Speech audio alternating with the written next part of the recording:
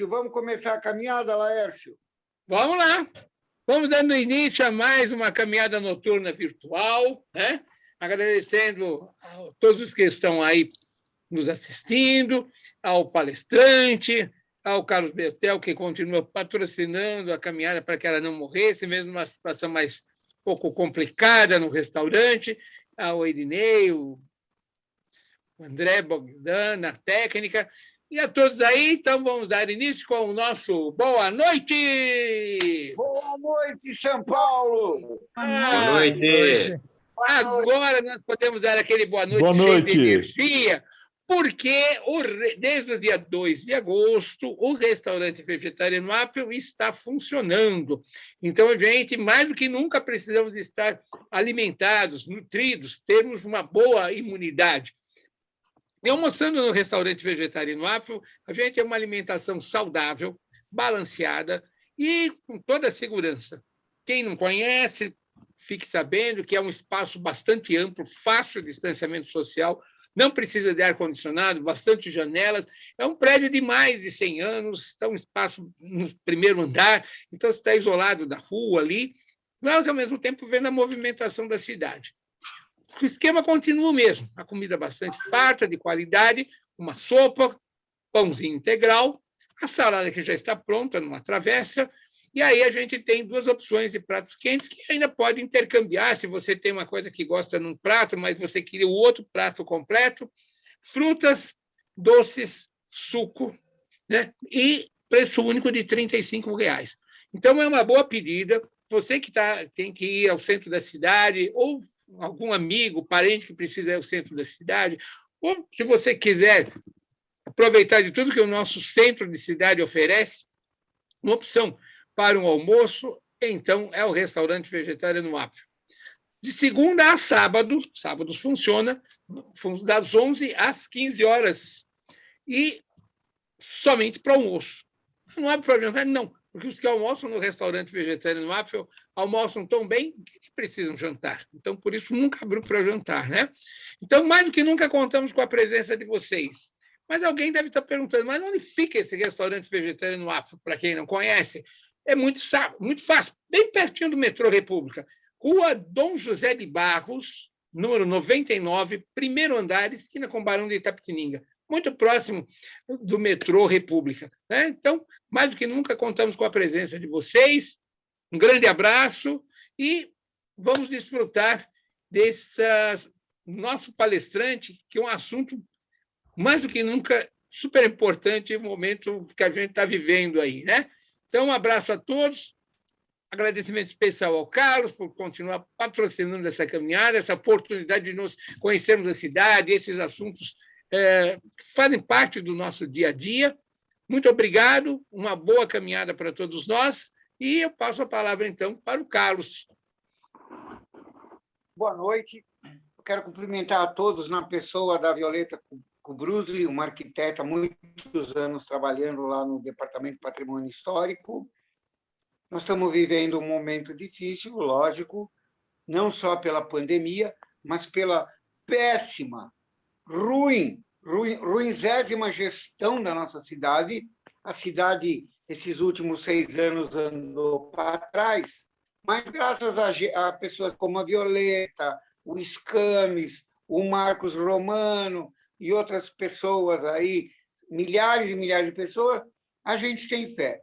Nós estamos aqui num projeto de 17 anos, caminhando pelo centro. Lógico que as caminhadas virtuais aprofundam os assuntos muito mais do que o caminhar pela cidade. Mas eu acho que o caminhar pela cidade traz uma sensação de solidariedade e pertencimento, mesmo nesses tempos difíceis e até um pouco violentos. Então, o importante é a gente manter nossa fé e continuar acreditando que a gente pode viver numa cidade estupidamente feliz e rica culturalmente. Sem mais, eu quero passar aí para quem vai falar e agradecer o nosso convidado, que foi trazido pelo Scames. Diga-se passagem, o nosso corpo de apoiadores aí é de uma qualidade Nossa Senhora, nota 10, não há preço que pague. Obrigado a todos. Vamos em frente. Bom, então, boa noite. Vamos só chamar o Moura, está aí também, para fazer uma... Oba. Carlos Moura. Opa. Bom Moura dia, é o nosso poeta aí da caminhada. Intervenção, depois a gente dá início mesmo. Boa noite, Sarau. Ou melhor, pessoal. Vamos lá com o pandêmico. O poema do pandêmico. Estamos ouvindo, Moura. Pode falar.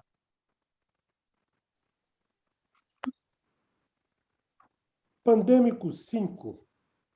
Até dias atrás, me acreditava esperançoso. Nas pesquisas, crente convicto, fervoroso. Hoje, a esperança está instável, duvidosa. A confiança se vai, não há mais fé ruidosa. Fé e confiança, a Covid-19 está minando. Dia a dia me rouba, buscando eliminar. O instrumento utilizado é a dúvida lançada, que inquieta, intriga e desorienta o pensar. O medo indesejado, que outrora inexistia, ganhou certo status durante a pandemia. Sensação abjeta, na quarentena crescido, no momento se coloca como quase imperativo. Haverá futuro? Questiona o pensamento. O presente agita, traz confusão, angustia, mas excita, leva a desejar viver o amanhã. O ontem derrubou o otimismo e a verdade. Virá então o pós-verdade, o novo normal. Quiçá o check-in detecte a alegria infinda. Pandêmico mais feliz. Continua o pandêmico mais feliz. Levanta um pouco mais a capa do livro, Moro, para mostrar a capa. Levanta mais. Aí, garoto. Ajude o poeta a voltar a fazer as 4 refeições que fazia outrora. Ednei, manda ver. Beleza, Moura. Valeu. Obrigado, Moura. Então, o tema da caminhada hoje é crise hídrica. Continuaremos colocando a culpa em São Pedro. E aí, na descrição, né? O que mudou de 2001 para 2021 e o que ainda necessita mudar na gestão do setor elétrico brasileiro. Como repensar o planejamento e a operação do sistema elétrico para que não ocorram novas crises hídricas. Sabendo que as crises energéticas são causadas por um conjunto de fatores, o que fazer diferente para que não ocorram novamente? Quem pagará essa conta? Essas são algumas perguntas que discutiremos no nosso encontro com o economista Carlos Henrique Brasil. Nosso convidado, Carlos Henrique Brasil, possui 25 anos de experiência na área de energia, tendo passado pela Eletrobras, Ministério de Minas e Energia, Casa Civil da Presidência da República e Empresa de Pesquisa Energética, EPE, onde trabalha há mais de 13 anos. Então, abrimos aí o espaço para o Carlos fazer a apresentação. Como o Bogdan falou, né, todo mundo mantém durante a apresentação os microfones desligados e ao final da apresentação dele a gente abre para perguntas, tanto ao vivo, né, e quem quiser falar, ou também quem quiser fazer pelo chat.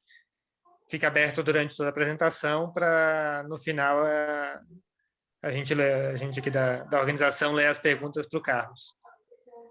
Então, Carlos, sua palavra agora. Bem, boa noite a todos. Em primeiro lugar, queria agradecer ao meu professor Escames pelo convite. Agradecer a boas-vindas de todos também aqui. Foi bacana conversar sobre esse tema. Eu estou no setor elétrico há 25 anos e minha ideia hoje aqui não é fazer uma palestra, não é falar termos técnicos, é uma conversa bem descontraída, a gente conversar um pouquinho sobre o que está acontecendo, o que já aconteceu, o que mudou de lá para cá, o que tem sido feito, né? E aí, assim, à medida que eu for falando, que vocês podem também perguntar, podem interagir, fiquem à vontade. tá? A ideia mesmo é um bate-papo aqui de alguém que pelo menos está vivendo isso tudo, ou já vive há um tempo, trabalha com essas coisas, esses assuntos, mas vocês, quer dizer, fiquem à vontade aí para a gente conversar, um papo aí descontraído, como numa caminhada mesmo, que deu vontade, apesar de morar aqui no Rio de Janeiro, morar em Copacabana e tal, mas pandemia, essas questões, isolamento, esse negócio todo, a gente vai ficando. Eu estou em home office aí desde março do ano passado, trabalhando, estudando em casa e tal. Então, quando fala assim, pô, caminhada, e São Paulo mesmo, muito tempo que eu também não vou, até questões também da pandemia, mas esperando aí tudo melhorar para voltar, né, a nossa rotina. Mas então, falando um pouquinho então dessa questão hídrica no Brasil, né?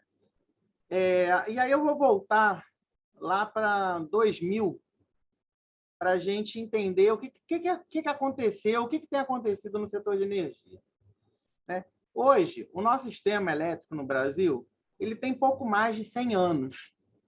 Quer dizer, a gente tem 100 anos de construção de usinas hidrelétricas, usinas termoelétricas, carvão, quer dizer, várias fontes de energia que foram construindo a nossa matriz elétrica brasileira, né? E aí, o que ocorre? Foi feita uma aposta, até mesmo pelo custo da energia, na fonte hidráulica, porque ela era uma fonte, quer dizer, o Brasil rico em águas, abundância, né? E era uma fonte cuja construção demorava muitos anos. Você tinha uma possibilidade de geração de muita energia a um custo muito baixo. Você tinha alternativa, naquele momento, de fazer usinas térmicas a óleo combustível, né? Usinas térmicas... você não tinha gás natural, você não tinha outras fontes de energia que fossem viáveis economicamente. Então, para ter essa expansão, começou-se justamente todo um processo no Brasil de expansão via fontes alternativas, que ganhou muito vulto, principalmente na época do período militar. Foram construídas as grandes usinas hidrelétricas no Brasil, para justamente atender ao desenvolvimento econômico brasileiro. Só que a questão que a gente vai percebendo é que essa aposta ela tem risco, né? A gente depende, basicamente, quer dizer, como um insumo gratuito, água, em princípio gratuito, quer dizer, ele é um insumo que, na verdade, tem depende dos recursos naturais, depende justamente dos fatores climáticos, né, para acontecer, e tem que chover no lugar certo, além de tudo. Não adianta só chover, quer dizer, você tem que chover que a gente chama na cabeceira dos rios, né, para que você, no final das contas, tenha o quê? Energia, água, para transformar em energia. Então, quais foram os primeiros sinais que foram acontecendo? E aí eu volto lá, vamos para 98, 99. A gente tinha no Brasil mais de 90% de geração de energia hidrelétrica naquela época. E percebeu-se que, olha, não dá para depender só de energia elétrica. Tem também, naquele momento, começou-se também a avaliar todos os impactos ambientais que essa fonte gera. Eram grandes lagos, era uma área enorme que era devastada justamente para a construção desses grandes lagos. Não existia naquele período uma legislação ambiental tão forte que, no final das contas, impedisse a construção de lagos de uma forma correta, onde você tirava toda a questão também vegetal, né? Você foi construindo lagos, afogando florestas, afogando árvores, e com isso gerando metano, gerando problemas também, vários outros problemas, inclusive climáticos, né? E problemas também para toda a fauna e flora daquelas regiões. E então, quer dizer, viu-se que aquele modelo não era viável. e foi-se indo, então, para as térmicas. Inicialmente, Brasil, possibilidade, sul do Brasil, muito carvão. Um carvão não tão rico, mas um carvão que, no final das contas, dava para gerar energia. O carvão foi muito responsável, há 40 anos atrás, por exemplo, por todo o desenvolvimento daquelas regiões ali de Criciúma, de Santa Catarina, né? Um pouco do Rio Grande do Sul, o sul do Paraná, e que teve também a sua importância muito grande naquela época, mas carvão extremamente poluente. Não tinha gás natural, não era uma realidade. Ainda era, quer dizer, óleo combustível, muito poluente também, caro, né? E, quer dizer, qualquer fonte alternativa naquele período ainda era um sonho. A gente tinha eólicas no Brasil, lá em Fernando de Noronha, uma região, quer dizer, aquelas eólicas pequenininhas, muito mais assim experimentais, e a energia era muito mais cara. Você tinha uma eólica que, na época, o custo da geração de energia por megawatt era 10, 15 vezes maior do que o custo de uma geração hidrelétrica. Você vai incentivar esse tipo de energia, tudo bem, no médio prazo ela vai se tornar viável, mas você começar a colocar muita energia naquele período de energia eólica, vai encarecer o custo da energia no Brasil. Então, não dava também. Solar era sonho, solar era na casa de alemão, solar não era uma realidade, era muito caro também. Algumas iniciativas também na parte toda de biomassa, que você tinha, né, com rejeitos de bagaço de cana, principalmente em São Paulo, né, no interior de São Paulo, naquela região também norte do Paraná, sul ali de Mato Grosso. Poucas iniciativas também nessa parte de cana no Nordeste também do Brasil, mas também com uma cultura ruim, não era uma cultura mecanizada, era uma cultura também que não era economicamente tão viável, portanto que perdeu justamente para São Paulo. E o que acabou ocorrendo é que essas fontes acabaram não se desenvolvendo, pelo custo, pelas dificuldades, né? E aí a gente chegou, e nessa época, eu lembro que eu fui para o Ministério, eu estava na Eletrobras, comecei em 98 na Eletrobras, e quando foi em 2000, já se começava a perceber sinais de que ia faltar energia. O crescimento que estava tendo naquela época, vindo do Plano Real, né, todo aquele crescimento daquele período também, proveniente daquele período, não teve uma expansão de energia que fosse suficiente para atender aquela demanda. E, ao mesmo tempo, era uma política também neoliberal, que você tinha, quer dizer, privatizações, e os grandes investimentos no setor de energia aconteciam na época pela Eletrobras. Ela tanto entrava como dona dos projetos, aí o grupo Eletrobras como um todo, ou ela entrava também financiando projetos. Né? E naquela época a Eletrobras ficou impedida, ela entrou no PND, no Plano Nacional de Estatização, e não podia mais investir. Então, e esperar do setor privado investimentos naquele período era muito complicado. Para você chegar e colocar, na época, uma termoelétrica, custava 3, 4 vezes mais o custo da geração de uma energia hidrelétrica.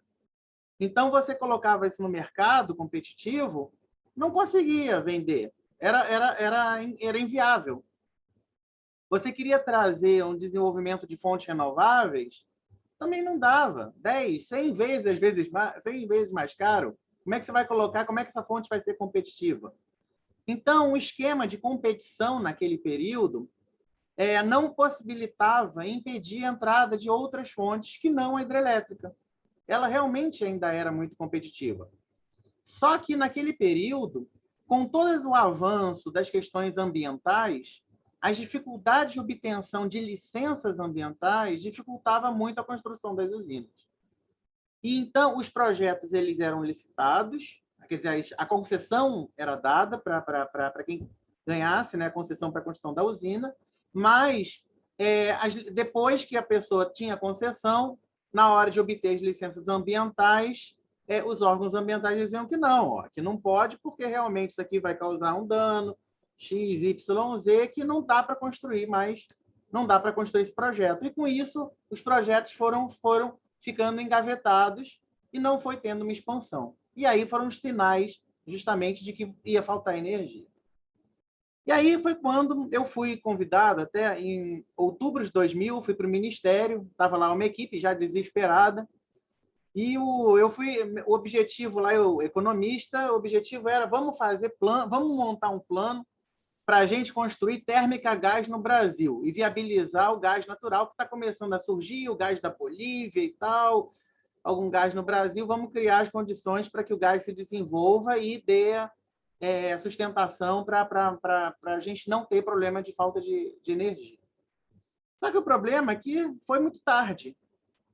Outubro de 2000, que a gente começou a desenvolver um plano para justamente térmica a gás. Ao mesmo tempo, as fontes alternativas, quer dizer, qualquer programa que você tinha nesse sentido era muito caro também. Né? Então, o custo, você ia jogar isso na tarifa, qual era um mínimo viável? Quanto a tarifa de energia conseguiria absorver? Para que não onorasse tanto as pessoas isso, e com isso vocês tivessem impacto inflacionário também.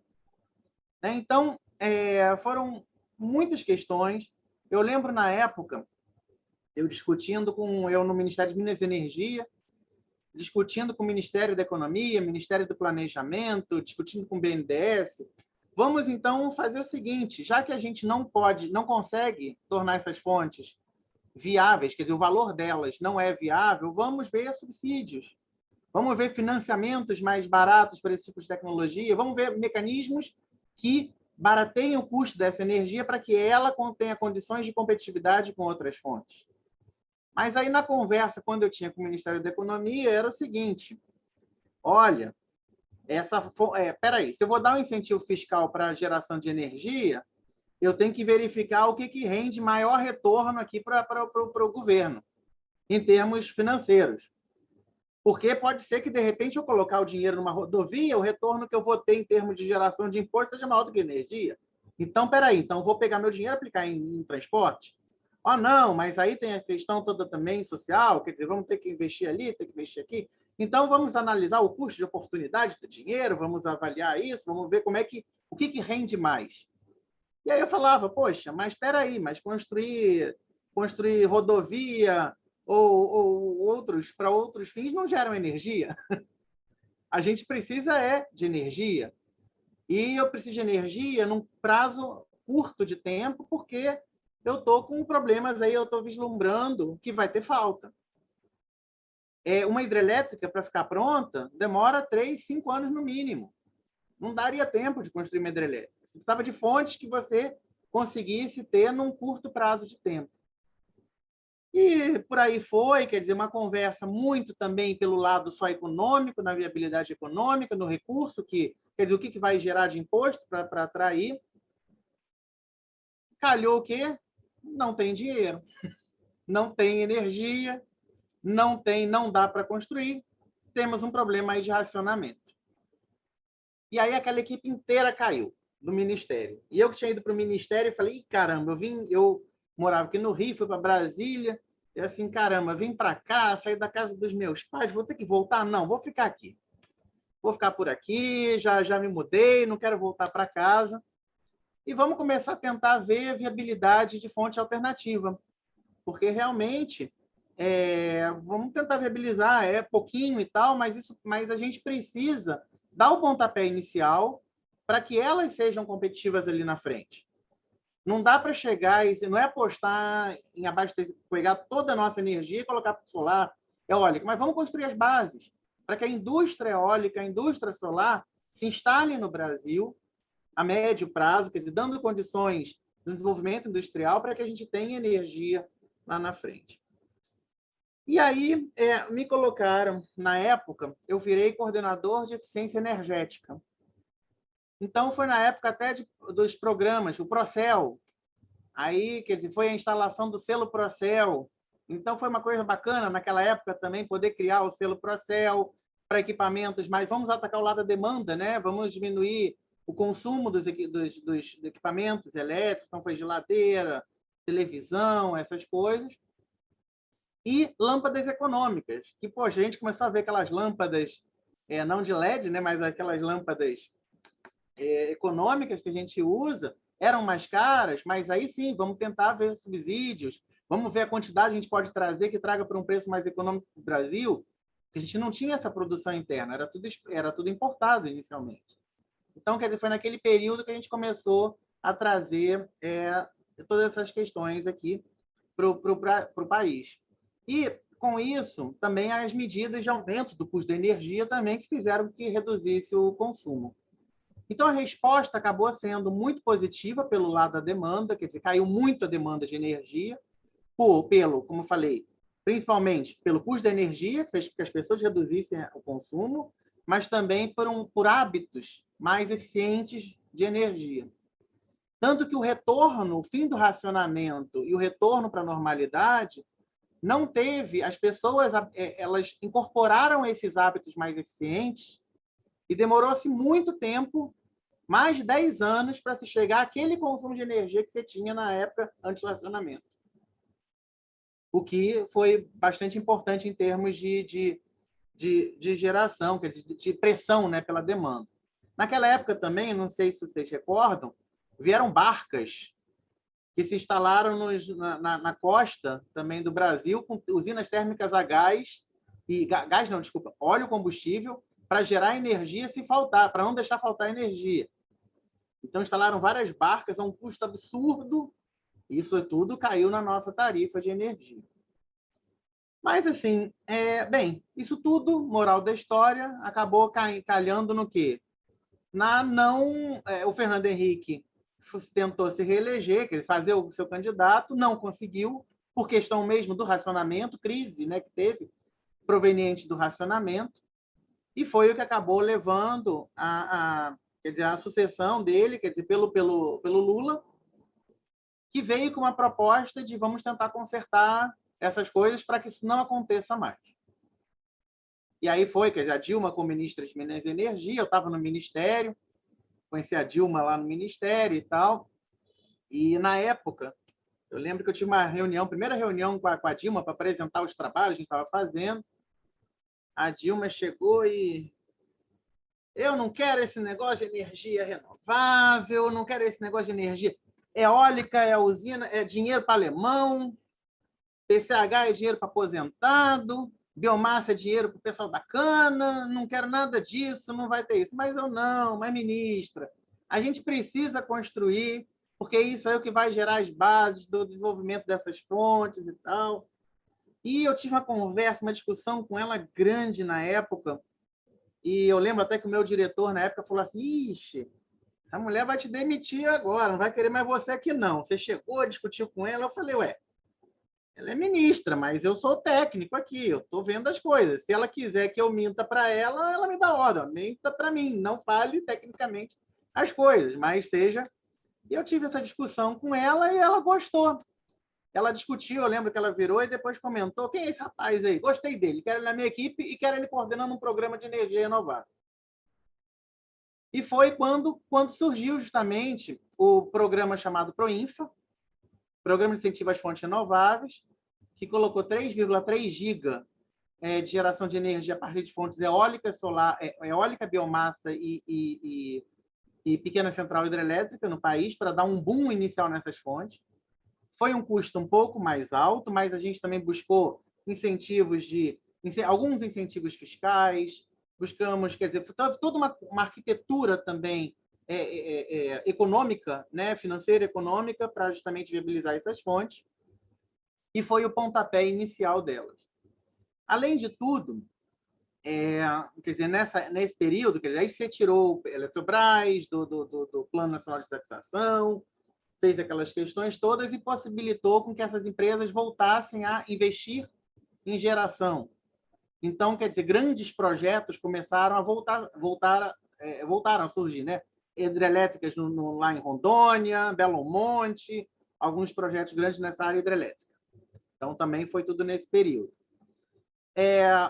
O que mais?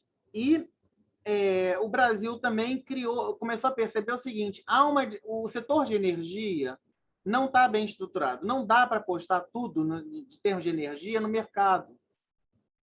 Porque no mercado vai pelo preço.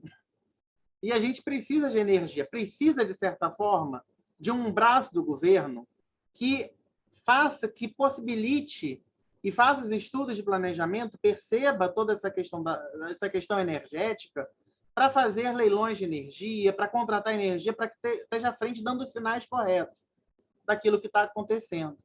E foi na época também que surgiu a empresa que eu trabalho hoje, que é a EPE, Empresa de Pesquisa Energética, que é uma empresa ligada ao Ministério de Energia, que faz os estudos prospectivos na área de energia.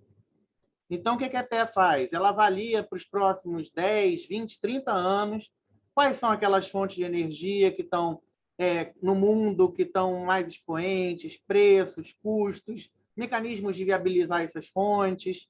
Isso aí não só na área de energia elétrica, mas também toda a área de petróleo, gás e biocombustível. Então, foi quando surgiu a EPE, em 2004. E aí, quer dizer, eu tive uma pausa nesse meio, quer dizer, eu saí do Minas Energia, na época a Dilma foi para a Casa Civil, ela me puxou para ir para a Casa Civil com ela, fui para lá, mas aí lá eu meio que saí um pouco do setor de energia, comecei a trabalhar com tudo. Aí era energia, era transporte, era trazer boas lições do setor de energia e para outros setores também, para tentar desenvolver à luz do modelo que foi criado no setor de energia elétrica. Bem, e de lá para cá, muitas instituições foram criadas. Se criou instituições que faziam operação do sistema, que é o INS, fortaleceu-se os órgãos reguladores, a ANEEL, criou-se a Câmara de Comercialização de Energia Elétrica, que até em São Paulo, que cuida de todos esses contratos de energia. Criou-se mecanismos de leilão de compra de energia, para que você tivesse uma concorrência e baixasse o preço. Quer dizer, hoje, vários geradores concorrem com seus projetos e aqueles geradores que vendem energia mais barato são os que entram no mercado. E o modelo anterior era o contrário. Era aquele que pagasse o maior ágio pela concessão. Só que esse ágio podia ser jogado dentro da tarifa. Então, você acabava tendo um modelo que onerava mais a tarifa. E o modelo que foi criado, não, era um modelo pelo contrário, de concorrência para baixar a tarifa. Só que essa compra é feita pelo governo, via Câmara, quer dizer, e que junta quem? Os interessados, quer dizer, junta os demandantes de energia, ou seja, as distribuidoras, né, que têm as suas expectativas de compra de energia, e, pelo outro lado, também todos aqueles outros geradores de energia que queriam justamente, quer dizer, que têm sua fonte para gerar, lá, seja da fonte que for. E acabou acontecendo o quê? Ao longo desse período, e aí eu fui para a EPE em 2008. E quando eu fui para a EPE, quer dizer, a EPE era ainda fazendo leilões de fonte térmica e fonte hidrelétrica. E aí, quando eu fui chamado para a EPE, é o seguinte: olha, você é um cara especialista em fonte renovável, vem para cá, que a gente vai começar a fazer agora leilão de fonte alternativa para dar o quê? Sequência àquele programa, Proinfa. Porque lá foi um programa de tarifa subsidiada e tal. Agora não, agora vamos tornar as condições para que essas fontes sejam competitivas, concorram com outras e possam justamente, quer dizer, entrar e começar a abastecer o mercado. E aí sim, e a gente dê continuidade ao surgimento dessa indústria no Brasil. E foi aí que começaram a acontecer esses leilões. E eu falo assim, de lá para cá, o Brasil hoje é o quinto país, está entre os 5 países que mais colocam energia eólica no mundo, instalam no mundo. Está entre os top 10 do mundo em termos de geração de energia eólica. O Brasil hoje é um dos países que mais colocam, a fonte que mais cresce no Brasil, em termos percentuais, e em termos também, está entre os top também, é a solar. Então, o Brasil apostou no modelo de manter a sua renovabilidade da matriz, quer dizer, hidrelétrica, mas diversificando ela. Hoje, aquela matriz que a gente tinha hidrelétrica, 90 e tantos por 95%, hoje hidrelétrica é 60%. O resto está sendo praticamente suprido por outras fontes renováveis. Só que elas também têm o seu timing, né? Uma hidrelétrica você constrói, como Itaipu, são 14 gigawatts. Quer dizer, você tem hoje, para você gerar uma usina eólica, são 2 megawatts. É muito pouco, quer dizer, você precisa de muito parque para poder gerar a mesma quantidade dessa usina. Só que essas fontes elas vão tendo vantagens, que são o quê? Quando você tem uma geração no país espalhado, você não tem o mesmo vento acontecendo no Brasil inteiro da mesma forma o tempo todo. Então, quando o vento está menos fraco no Nordeste, de repente no Sul está ventando bastante. Então, elas vão se completando. E no todo, você tem uma geração mais constante, quando você pega todas as eólicas no Brasil. Idem solar. Às vezes tem solar numa região que está lá com tempo feio, nuvens e tal, mas tem outro lugar do Brasil que está com sol a pino e está gerando. Então, quer dizer, elas vão se balanceando. E, ao mesmo tempo, essas fontes, foi se percebido, a partir do momento que a gente começou a instalá-las no Brasil, entender melhor o comportamento dessas energias. E o que acabamos vendo? A hidrelétrica, a gente tem um período de chuvas que acontece mais ou menos entre novembro, abril de todo ano. Né? O resto dos outros períodos é um momento de seca. Né? E aí, quer dizer, um momento onde você tenta segurar mais água no seu reservatório, porque você vai ter, depois, quer dizer, você vai ter muita geração de energia, mas também a gente sabe que aqueles meses são os meses de verão, onde também o consumo de energia é bem alto. Só que a eólica, por exemplo, venta mais. Se estiver chovendo, não venta tanto. O vento acontece quando o período é seco. Então, venta-se mais no Brasil quando a geração hidrelétrica está menor, quer dizer, menos chuva. É o período de maior intensidade de vento. Então, ela ajuda a completar também esse gargalo que existe da hidrelétrica. A cana-de-açúcar acontece também da mesma forma. O período da safra é o período justamente de seca. O período onde está chovendo é o período onde a cana está crescendo. Mas aí o período da safra justamente entra também nesse período, nesse vale da hidrelétrica.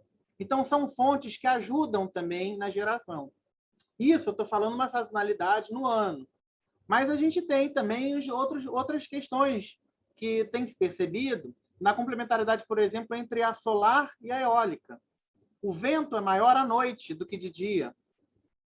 Então, quer dizer, quando está ventando mais é quando a solar não tá funcionando. E vice-versa, quer dizer, o vento é menor de dia e à noite, mas de dia está gerando energia solar. Então, assim, vários estudos estão sendo feitos nesse sentido para tentar aproveitar melhor essas fontes e, principalmente, olhando também a parte regional, como fazer isso. Só que isso aí demanda leilões regionais, você vê pontos, né, e tentar colocar isso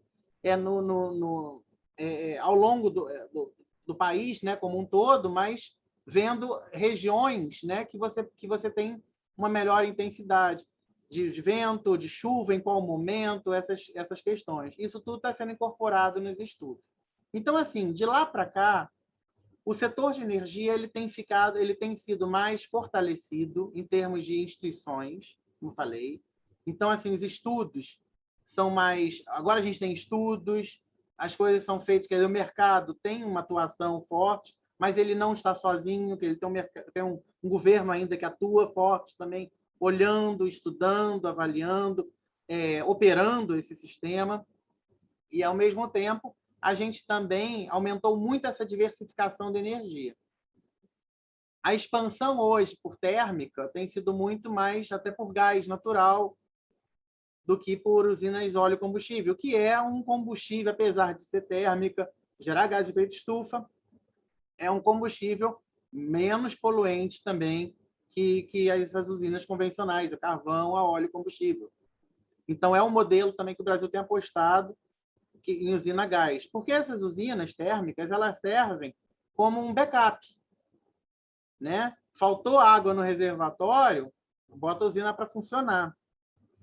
E tem um ponto que é interessante, que é o seguinte, a gente olha, né, eu estou falando com vocês a nível assim, sazonal, né? A gente tem períodos mais secos e tal, mas durante o dia, essa curva de geração de energia, de demanda, ela é muito sensível. Durante o dia, a geração é mais baixa, quando chega o horário do Jornal Nacional, é o horário que as pessoas estão chegando em casa, estão ligando a televisão, o consumo de energia vai lá para o alto.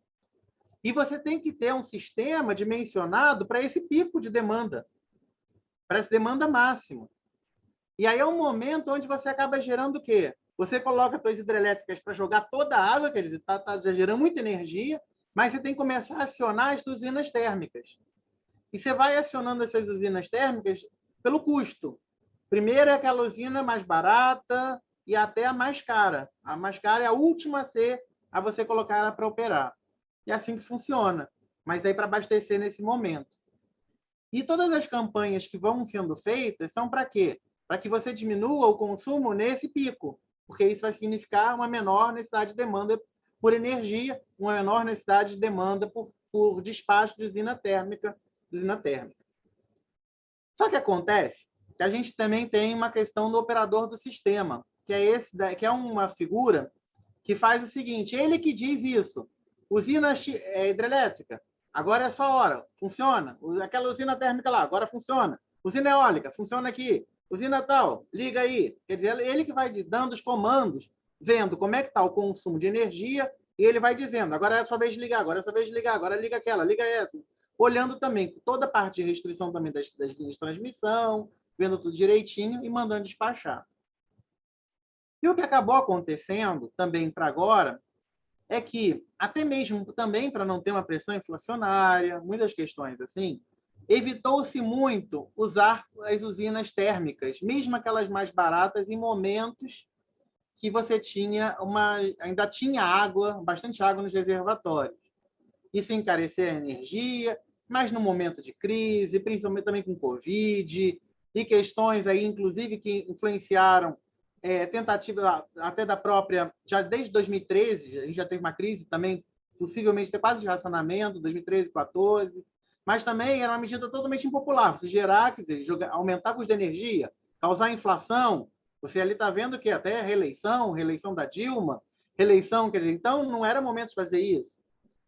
Idem também para agora. Quer dizer, não é momento também de você chegar e causar, com toda a crise também, você vai despachar térmica e ainda causar impacto inflacionário. Só que tem um risco. E aí você aposta o quê? Vai chover. Vai chover certo, e vai chover água suficiente para encher os reservatórios no período de chuva, e eu vou chegar, e no momento onde eu tiver precisando de energia, eu vou ter água lá dentro dos reservatórios. Só que não aconteceu isso. Até em função das mudanças climáticas e principalmente em função das queimadas que aconteceram no ano passado, que foram muito fortes, a gente não teve um Pantanal que absorveu a água suficiente para chegar e jogar, quer dizer, nas hidrelétricas do Paraná, do Rio Paraná, da Bacia do Paraná.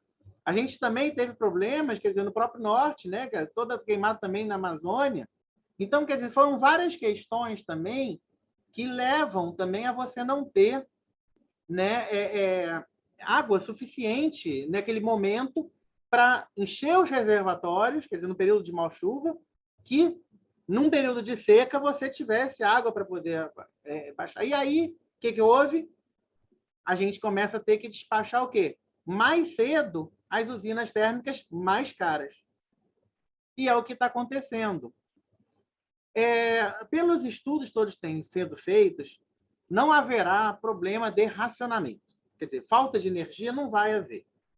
Tem usinas térmicas que podem ser despachadas e que vão gerar. Mas o impacto disso é no preço.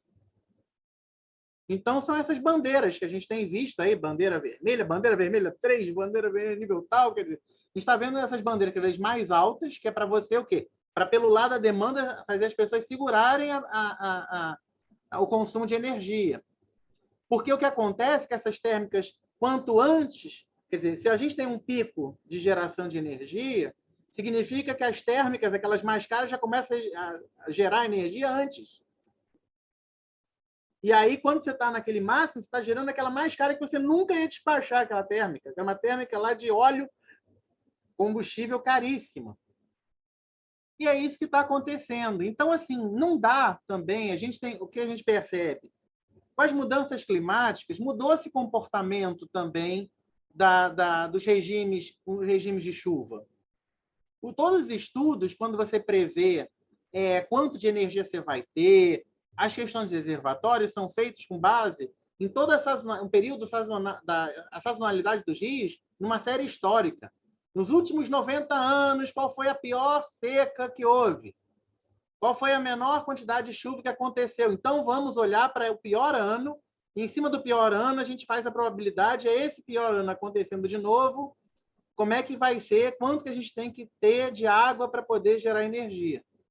Só que o que aconteceu é que a gente superou este ano, que ele foi o ano que teve menos chuva de toda a série histórica. Nos últimos 90 anos, choveu menos do que todos os anos anteriores.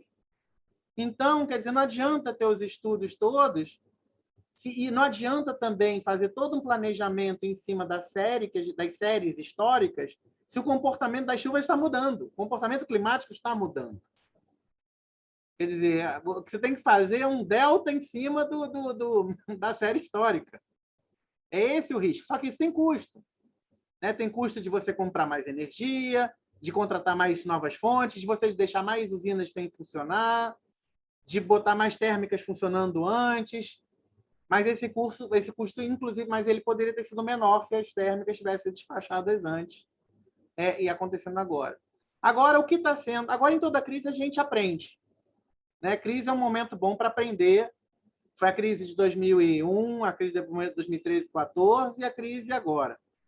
Então, o que está se olhando? Quer dizer, reolhando os estudos, a forma com que se planeja, vendo também, estudando melhor as questões climáticas, como é que isso tem impactado o clima, impactado a quantidade de chuvas, e o impacto disso justamente nessas questões dos rios. Nas questões também de térmicas, quer dizer, a ordem de poder despachar mais térmica, mesmo a custo mais barato, em momentos onde você tem uma quantidade ainda de energia bastante grande, hidrelétrica, para não precisar que os reservatórios baixem tanto naquele período, para que tenha mais água para poder ir enchendo.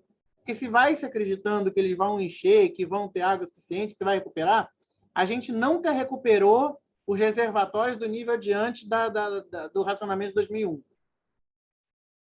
E só tem a cada vez mais ele está diminuindo.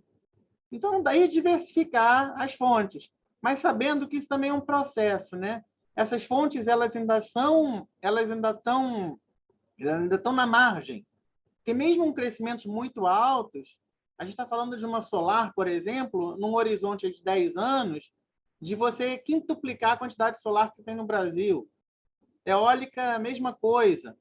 Mas só que a dificuldade é essa, é você chegar e espalhar isso também no tempo, ter escala suficiente, inclusive, de produção, né, industrial, que dê conta, né, dessa quantidade de usina. Por exemplo, quando você vai construir um gerador de uma usina, uma hidrelétrica, embora seja uma peça gigantesca, mas é um.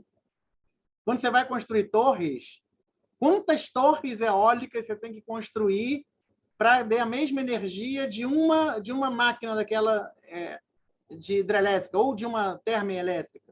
E quer dizer, isso aí é mercado que tem que movimentar, isso aí são condições, são várias coisas, e o mercado não tem, quer dizer, força suficiente para atender também um crescimento ainda maior daquele que a gente está propondo, apesar de todos os incentivos que estão sendo dados. Mesmo assim, a gente prevê, hoje a eólica são cerca de 16 gigas. A gente prevê que ela chegue no final de 2030, mais ou menos, com 32. Quer dizer, vamos dobrar a eólica. A solar está em 3,3 gigas, vai chegar a 8,4. A hidrelétrica está em 102, vai chegar a uns 106. Mas a hidrelétrica não é aquela hidrelétrica que a gente conhece hoje, não. Hoje a gente está caminhando, estudando o que a gente chama de hidrelétricas reversíveis. E são hidrelétricas com 2 reservatórios, menores até, onde você faz o quê? Durante um período onde você está precisando de mais água e a energia está mais cara, aquele reservatório de cima está jogando água para o reservatório que está mais embaixo e gerando mais energia. Mas no momento onde a energia está muito barata, você paga para bombear essa água para cima, para encher o reservatório que está mais acima. E aí você gera naquele período onde o custo da água estaria, digamos assim, estaria mais caro, né? Então, quer dizer, são essas usinas também que estão se apostando, ou trabalhando as próprias usinas que existem hoje de uma outra forma, que é isso que está se olhando, que vai se aumentar também a geração de usina hidrelétrica sem criar novas usinas, através dessas usinas reversíveis. E por aí vai. Quer dizer, o lado da demanda é pequeno, mas a gente está falando aí de uns 2 gigas também de crescimento nos próximos 10 anos, em termos de demanda. Eu falei aqui para vocês, quer dizer, 6 gigas de eólica, 6 gigas de solar, quer dizer, 2 pelo lado da demanda, porque ainda é pequeno a resposta. E, por sua vez, é isso. Carvão, que hoje são 3 gigas, vai ficar meio 0,5 giga. Diesel, que hoje é 4,4, vai ficar 0,3. Quer dizer, ao mesmo tempo, as outras fontes mais poluentes também vão ser descomissionadas, vão deixar de existir, porque realmente estão muito caras. Mas aí o gás natural ganha espaço, que passa de 14 para 22 gigas também nesse horizonte, para dar mais fôlego. Mas com isso também a matriz já vai diminuindo. A hidrelétrica, que hoje é 60, vai para 50.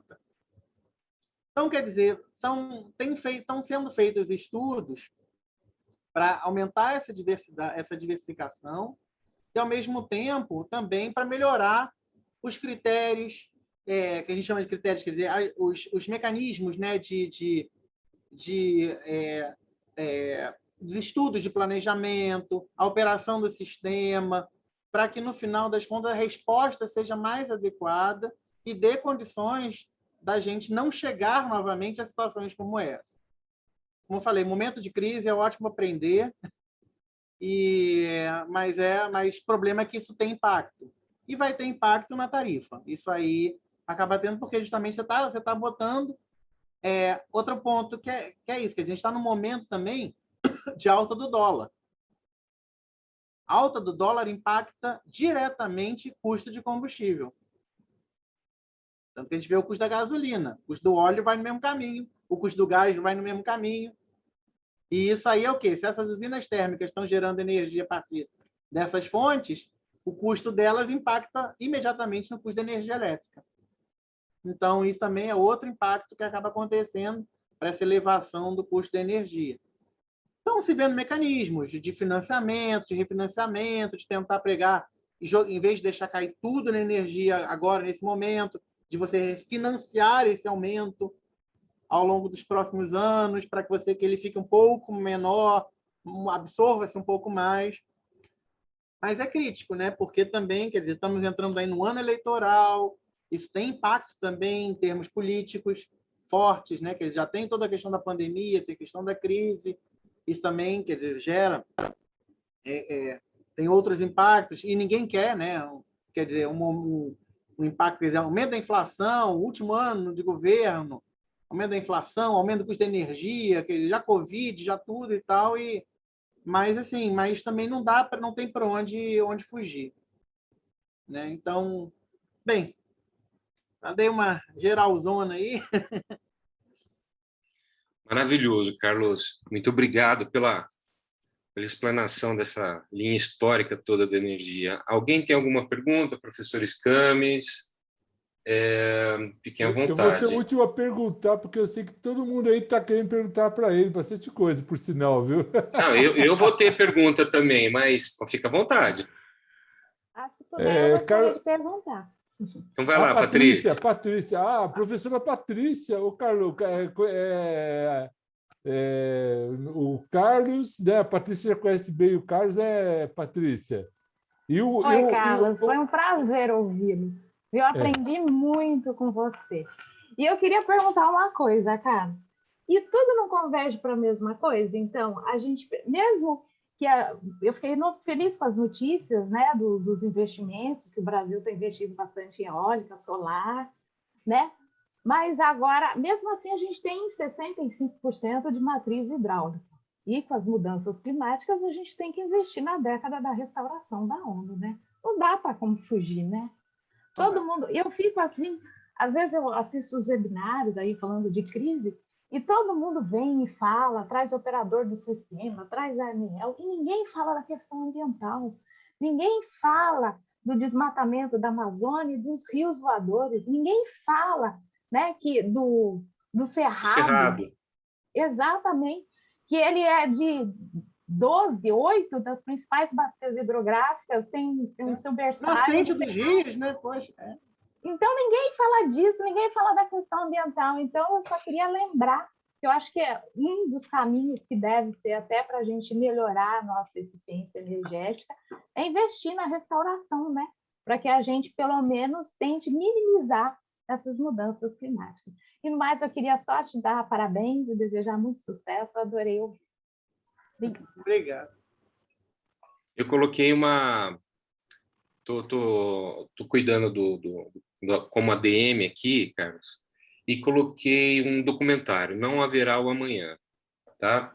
É um documentário que está no YouTube, aberto, vale a pena. Ele faz um estudo a longo prazo sobre todas as matrizes energéticas e simulações, logicamente, que eu entendi que não é uma coisa tão científica assim, é uma coisa mais, digamos, no chutômetro, de situações futuras da humanidade, com hiperpopulação, alto consumo de energia, o que seria o mundo se fosse só matriz solar, só matriz, etc. e tal.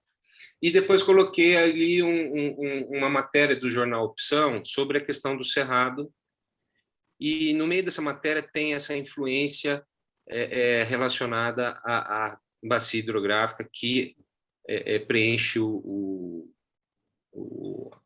bacia do Prata, que vai descer água toda para o Guarani, etc. e tal. E são linguagens muito importantes. Isso tudo está nos estudos que vocês fazem aí na IPE? Sim. Assim, isso aí tem... Quer dizer, com a crise, isso ganhou ainda mais força. Antes, eu falo porque a gente, quer dizer, lá na EPE, fazia parte até de grupos também do CEMADEM, para ver como é que estava acontecendo toda a questão climática, chuvas, previsões de chuvas e tal. E eram grupos assim que, de repente, é um gato pingado só para cada reunião. Hoje em dia, não. Toda empresa participa das reuniões para entender isso tudo, e a gente tem uma área ambiental muito forte na empresa, lá na EPE. São 40 técnicos, num nível altíssimo, também que faz estudos ambientais. E é bom porque eles estão mais envolvidos nesses trabalhos. E não olhando o impacto de uma matriz que a gente está fazendo num plano, mas também olhando e procurando soluções para o planejamento energético, para você não ter também, quer dizer, associar desenvolvimento com todas as questões de ambientais, né? A preocupação ambiental. Ô, Almir, desculpa, termina. Não, sim, pode. Almir, você levantou a mão. Almir Moretti. Almir? Talvez ele esteja Oi, tudo bem? Tudo bem, Almir. Manda a sua pergunta, vai lá. Então, é rapidinho. Bom, primeiro eu queria agradecer ao Carlinhos por me avisar da caminhada, né? Virtual, e né, um lutador aí sempre que todo mundo conhece. Bom, não preciso falar, mas o Carlinhos sempre lutou aí pelo centro de São Paulo, né, pela valorização, enfim. E também queria agradecer a excelente palestra do Carlos, né? Então, a minha pergunta é o seguinte, doutor Carlos, em relação, primeiro, à privatização da Eletrobras, né? O que o senhor acha, o que vai ser o futuro. Segundo, tendo em vista a crise, até para evitarmos futuras crises, que a natureza, o doutor falou muito bem, que está havendo uma mudança climática, isso está bem claro, só quem é negacionista e não está entendendo, né? O que está acontecendo, né? Tanto que a urgência da COP26, né? Vão ter agora em novembro uma reunião. Eu queria saber também se está tendo alguma... Nesse sentido, essa reunião que vai ter uma prévia agora esqueci a cidade que vai ser, acho em Glasgow, né? vai ter em Glasgow em novembro, a reunião, se vai ter alguma coisa nesse sentido, já preparando para a COP26. Então, a Eletrobras, né? Eu queria saber, então, outra coisa, assim, para evitarmos essa crise, se há condições políticas e até se já foi pensado em criar um fundo, porque acho que o Brasil podemos considerar como se fosse um condomínio, né? E todo condomínio, por lei, tem que ter o fundo de reserva, né? Então, eu queria saber se podia criar um fundo para até que quando houvesse essa crise energética, futuras crises, né? Problemas de chuva e tudo, houvesse uma forma de equilibrar a tarifa, principalmente para as famílias mais humildes, comerciantes. Outro dia mostrou um comerciante, ele está gastando tanto da conta de luz quanto do aluguel dele, né? E a outra pergunta que eu queria fazer, em relação à eólica, a ANEEL, parece que eu não entendi, porque assim, as pessoas estão, que nem o doutor falou, está vindo novas tecnologias para aumentar a eficiência das células fotoelétricas e tudo mais.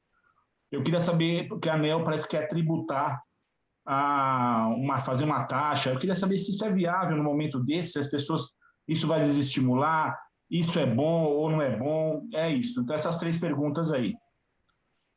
Por favor, obrigado. Vamos ver, se eu não for me lembrando aqui, você vai me puxando.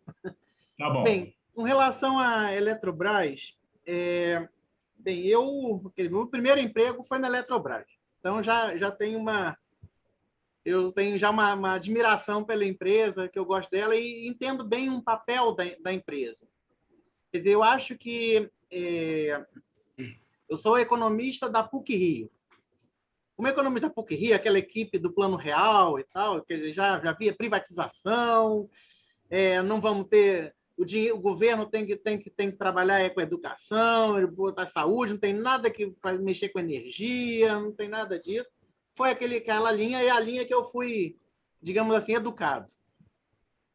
Só que a questão é que, quando eu entrei na Eletrobras, eu pude conhecer melhor o papel da empresa nesse sentido.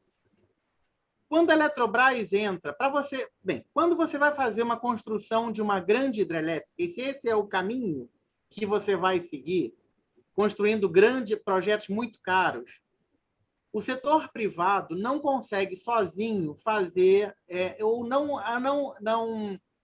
banca o risco de você construir um grande projeto. Você precisa de um avaliador, você precisa de uma empresa que tenha margens, não a custo afundado, mas ela tem recursos para poder justamente diminuir o risco, negociar melhor condições de financiamento, por ser uma boa pagadora, outras questões nesse sentido. Então, se o caminho vamos construir grandes projetos, seja, como falei, energia hidrelétrica, energia termoelétrica, nuclear, quer dizer, Eletrobras é muito importante nesse sentido para que esses projetos saiam do papel. Não é à toa que aquelas usinas todas do Rio Madeira, usinas de Belo Monte, saíram com a Eletrobras sendo parceira. Eletrobras ou suas empresas, Eletronorte, Furnas e tal. Agora, se o modelo hoje é você ir para uma geração mais distribuída, pequenas empresas, né, grupos que vão construindo, espalhando suas usinas de eólicas, solares pelo Brasil, a Eletrobras já não tem mais tanto essa importância como uma fomentadora desse negócio. Então, quer dizer, a própria questão, ela fica, quer dizer, o lado ainda nuclear, por ser o lado nuclear, Itaipu, essas questões continuam ainda sobre o público, até porque são questões até constitucionais, mas a Eletrobras acaba perdendo também essa força, esse diferencial que ela tinha dentro do setor como uma fomentadora de grandes projetos. Tá? Muito dela também, quer dizer, foi esvaziado na época, lá nos anos 2000, 2001, até mesmo a criação da empresa que eu trabalho, que faz estudo de planejamento, EPE, ela pegou, quer dizer, hoje a EPE faz todo o planejamento. Antes, quem fazia o planejamento do setor era a Eletrobras. Só que a Eletrobras é agente. Quer dizer, como é que ela é agente, tem informação privilegiada, faz estudo de planejamento e ela concorre com todos os outros? Então, quer dizer, hoje não, ela é de mercado, ela está atuando no mercado. Então, assim, eu acredito que quer dizer, neste modelo que está sendo construído, muito mais de mercado concorrencial, o papel da Eletrobras não é mais tão importante quanto num outro modelo. Mas nada impede, quer dizer, que mudanças ocorram e outros modelos acabam vindo a surgir. A gente vê hoje fontes como, por exemplo, hoje, a fonte mais promissora para o desenvolvimento energético mundial é o hidrogênio. Será que plantas de hidrogênio não precisarão de parceiros fortes como a Eletrobras para ajudar nesse financiamento todo para que elas saiam do papel? Será que o setor privado vai ter condições sozinho de construir usinas a hidrogênio no futuro? Ou pelo menos fomentar a construção, quer dizer, esse tipo de projeto sair do papel? Entendeu? Então, são dúvidas que a gente acaba tendo, né? Que realmente pode ser que um modelo onde a gente privatize uma Eletrobras, a gente perca força para a construção de grandes projetos de desenvolvimento nacional, onde o setor privado não tem interesse de entrar ou não tem fôlego financeiro para entrar. Tá? Então, esse é um ponto assim, que eu acho muito importante. E eu falei hidrogênio até, é um grande promissor aí para já ir entrando na matriz, mas ainda é muito caro, mas naquele esquema, vamos fomentando indústria e tal, que realmente é uma fonte aí renovável. Tem um ponto só que eu queria falar aqui, que eu lembrei do hidrogênio, eu ia falar uma outra coisa, eu acho que eu já discuti uma vez até com o Scamis, é o carro elétrico. Eu sou extremamente crítico ao carro elétrico. Todo mundo é a favor, eu sou crítico. Pelo seguinte, o carro elétrico, quando como é que é o modelo no Brasil? A gente consome energia mais barata e vai consumindo a mais cara. Quanto mais carro elétrico tem no Brasil e abastecendo, o que a gente está fazendo? A gente está fazendo com que mais termoelétrica entre em operação para gerar energia. Ou seja, o aumento de consumo ele é feito através de termoelétrica. Não é de usina eólica, solar, biomassa, é termoelétrica. Então, a gente está trocando. Tudo bem, é mais poluente? Sim, né? Emissão da gasolina, emissão do diesel, está mais poluente do que você gerar usina termoelétrica? Mas você está gerando usina termoelétrica para isso. Você não está gerando energia renovável. Então, num dia que a nossa matriz estiver num nível de renovabilidade, de eólica, de solar e tal, o carro elétrico pode ser alternativa. Hoje, eu vejo com muito bons olhos, ainda é o álcool.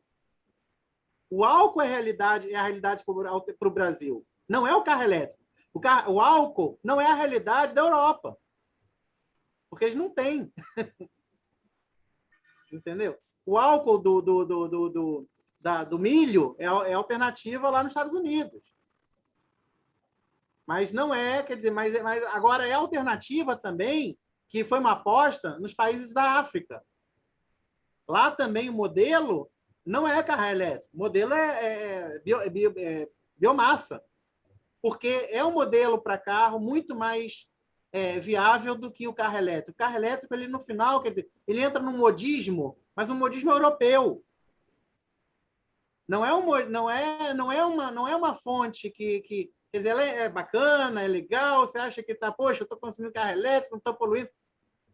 Mas você tá gerando térmica. Você está fazendo com que se gere térmica para abastecer. Então, esse é um ponto assim, que eu acho importante colocar. Mas tá, bem, fugi aqui um pouquinho, mas é porque eu falei E eu acho que esse ponto aqui é interessante, porque isso, para mim, é uma falácia muito, muito grande, pela forma que o nosso modelo foi construído. Bem,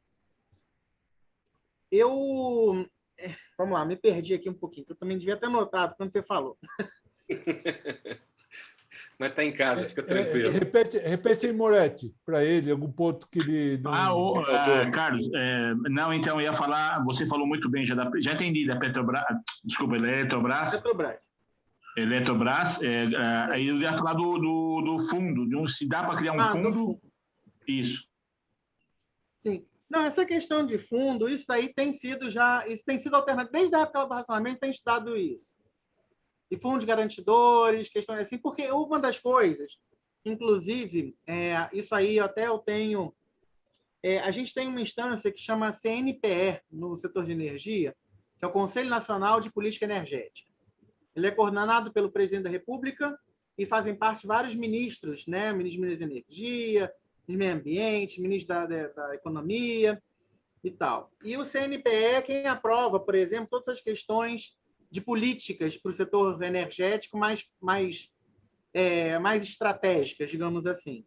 Então, por exemplo, a política nuclear, fundos nesse sentido, isso aí são questões que passam pelo CNPE, e essas questões são sempre discutidas. Um ponto assim, que eu acho muito importante é que qualquer desenvolvimento de fontes, ele para mim, não tem que ser pago pelo consumidor de energia, ele tem que ser pago pelo contribuinte. Porque o que ocorre é que a gente pode até ter vontade, quer dizer, quão mais disposto vocês estão a pagar pela sua energia, sabendo que ela é gerada a partir de fontes renováveis, né? Você paga hoje, quer dizer, você sabendo que paga por energia, sei lá, você tem uma conta de R$500 por mês, mas você está disposto a pagar R$1.000 porque você não, eu só estou consumindo energia a partir de eólica, biomassa, que seja. Estou falando assim, quer dizer, você está disposto a pagar muito mais por isso? A quão mais por isso? E isso porque realmente acaba acontecendo, hoje, embora a gente tenha, quer dizer, a realidade hoje é um pouco diferente, eólica e solar hoje são competitivas já, mas e o mesmo acontece com esses fundos. Então, assim, qualquer desenvolvimento tecnológico, se você vai fazer energia, por exemplo, eu digo mesmo assim, nuclear, e eu estou citando esse exemplo para poder entrar nessa questão do fundo direitinho. Uma usina nuclear hoje é um custo muito mais alto do que uma geração de energia hidrelétrica, solar ou eólica. Só que ela é importante a nível militar, porque com a energia nuclear você vai ter escalas, com as novas usinas nucleares, isso vai dar escala à produção de... Brasil hoje é um dos maiores, quer dizer, o Brasil tem uma reserva enorme de urânio, mas o Brasil não é economicamente viável o enriquecimento do urânio no país. Para ele se tornar viável, tem uma escala que vem com o surgimento de novas usinas nucleares. Para que ele seja viável, urânio, por exemplo, você precisa... aliás, com urânio a preços competitivos, você torna viável o submarino nuclear. O submarino nuclear não sai no Brasil, ou tem dificuldade de sair no Brasil, porque o urânio, ainda o enriquecimento do urânio não é competitivo. Então, você faz com que você gere o quê? Vamos construir mais novas usinas nucleares para que você tenha o urânio competitivo e aí o submarino nuclear sai. Vocês estão gravando, mas não é à toa que o nosso ministro é almirante.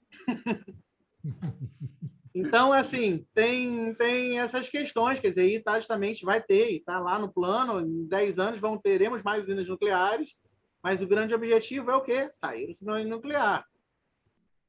Inclusive, toda a parte de recursos, INB, todas as instâncias, né, agências na parte de nuclear passaram no Ministério de Minas e Energia, quando antes era o Ministério de Ciência e Tecnologia. Então, assim, o que acaba acontecendo? E aí, a gente vai onerar o consumidor de energia elétrica para botar nuclear? Por quê? Se o benefício, quem vai pegar não é o consumidor. É uma decisão nacional. E uma decisão nacional não é o consumidor que tem que pagar, é o contribuinte. Então, tem que ser feito pelo outro lado, o lado de impostos. Você está dizendo que não é pagar a conta, e sim os impostos que a gente paga que tem que prover esse custo. E tem que prover, exatamente. Porque ele onera do lado errado, ele onera o consumidor. A energia que vai chegar na sua casa é a mesma. Só que você está... Carlos, você está insinuando que a gente democraticamente deveria decidir, inclusive, se a gente quer essa energia nuclear para fins militares desse jeito aqui. Sem esquecer do comandante do OTON, né? que foi preso por causa disso, etc. e tal, que tinha tecnologia feita, pronta para tudo isso e tudo mais, e sumiu. O projeto dele sumiu, né? Então, assim, são essas as questões que acabam justamente entrando e que vão justamente mexendo nas questões de fundo. E por isso que eu falo, essas questões de fundo, o grande problema é você construir isso a partir de recursos do setor elétrico. Tinha Quando, que ser Petrobras, no caso, né? Não é capturado pelo consumidor. Entendi, professor.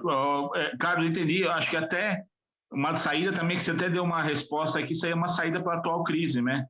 A gente tirar o custo, tudo. Então, eu entendi esse negócio de fundo, então esquece fundo que eu falei. Mas, assim, talvez tudo esse aumento de tarifa para evitar essa bandeira, podíamos até ter essa bandeira vermelha, mas até para ajudar os pequenos consumidores, comerciantes, enfim, com pessoas de baixa renda, famílias de baixa renda, principalmente, né? Realmente jogar para o contribuinte, né? Para juntar, que nem o colega falou, e jogar que nem você falou, jogar para o contribuinte mesmo, para a arrecadação geral do país, né? Se há uma política nacional de desenvolvimento do pequeno negócio, ou não deixar falência, alguma coisa nesse sentido, não é o consumidor de energia que tem que pagar por isso. Você está onerando uma tarifa de energia, você está onerando outros. Você está onerando quem consome energia, quem precisa de energia e acaba tendo que jogar isso em preço, e gera mais inflação.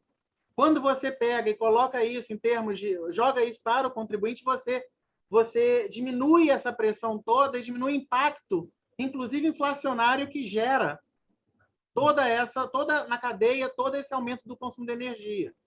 Com certeza. E isso significa que nós precisamos de legislação específica, que significa um Estado forte, com um governo forte, que vá fazer uma diretriz que direcione que comande tudo isso daí. Isto é, Exatamente. Precisamos de uma Eletrobras forte. Exatamente. De repente, né? Marcos Romano, sua vez.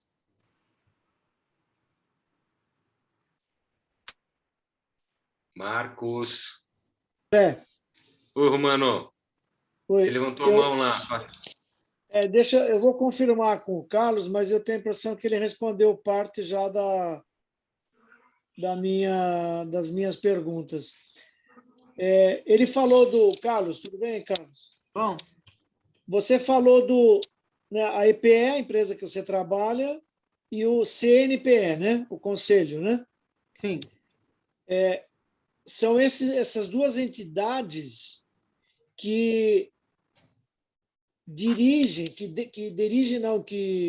direcionam os investimentos nas diversas fontes de energia que nós temos, termoelétrica, hidrelétrica, eólica, solar, biomassa, nuclear. É isso? Mais ou menos o que você falou? Não, bem, o CNPE são aquelas decisões, digamos, de política energética mais estratégicas.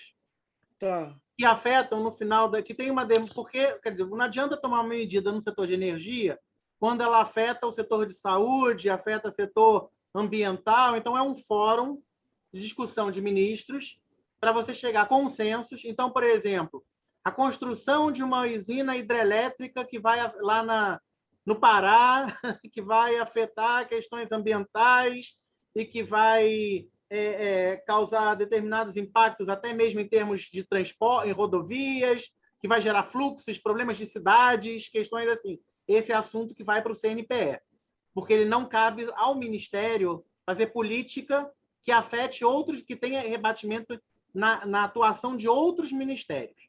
Aí a decisão ela é mais ampla. Quando a decisão de política energética ela é mais restrita ao setor de energia, aí quem faz a política energética é o Ministério, exclusivamente. Tá? Só, como eu falei, só nesses níveis, quando afeta mais setores, é que ela sobe, né? Que vai para esse nível do CNPE. A EPE, onde eu trabalho, ela é o seguinte: o setor de energia ele é um setor de muitos lobbies, né? É muito lobista. É um setor onde você tem várias fontes concorrendo, empresas, distribuidoras, você tem o lobby de energia solar, o lobby de energia eólica, o lobby de energia de biomassa, lobby de energia hidrelétrica, você tem esses lobbies todos que estão fazendo pressão no governo para, vamos colocar mais dessa fonte, vamos colocar mais dessa outra, contrata mais dessa aquela. O que a EPE faz? A EPE ela é 100% pública, tá?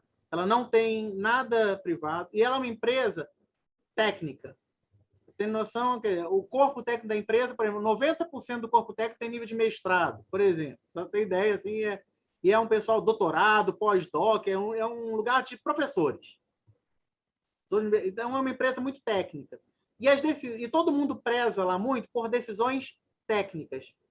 Se a decisão, quer dizer, se na hora for falado, olha, a melhor fonte que vai chegar e vai abastecer o Brasil e vai ser o melhor para todo mundo é a fonte nuclear, se chegar a esse consenso tecnicamente, e aí olhando também todo o lado ambiental, porque, como eu falei, tem a nossa área ambiental forte, que também está fazendo esse contraponto, é a decisão que a gente vai levar como uma proposta ao Ministério para ele tomar a decisão. Porque o que acontece é o seguinte, quer dizer, o Ministério sofre as pressões, mas ele pelo menos tem uma empresa que faz estudos técnicos sem viés. Porque se você contrata uma consultoria, a consultoria pode ter seus clientes também e acabar tendo um viés para uma determinada tecnologia, uma determinada fonte, né? E a EPE não, a EPE é neutra nesse sentido.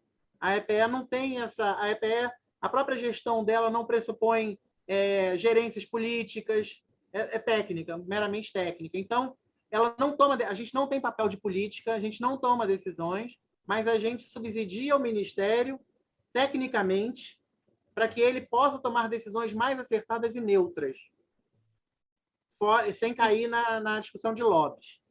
Então, mas esse envio, né? Essa entrega de um projeto, de uma tendência da EPE para o Ministério, acontece sob demanda do governo ou vocês, a cada período, apresentam um estudo que foi concluído ao longo dos últimos 5, 10 anos? Ambos. A gente tem nossos estudos recorrentes, que a gente publica todo ano, a gente publica estudos para 10 anos, olhando, fazendo mercado e tal, que a gente entrega isso para a sociedade. E temos também os nossos estudos sob demanda. O Ministério quer avaliar uma determinada tecnologia, por exemplo, agora na crise, a EPE está sendo contactada para fazer os estudos, para avaliar melhores soluções para resolver o problema, para menor impacto e tal, mas entregamos esses trabalhos para o Ministério. Eu falei, sem viés, sem nada, mas a gente faz isso. A gente também tem esse trabalho sob demanda. Agora, isso daí é um aspecto bem... Isso é um lado da EPE de governo. O outro lado que a EPE tem é um lado de redução, de assimetria de informação. Ou seja, as informações do setor de energia... Nós somos um hub de informações do setor de energia.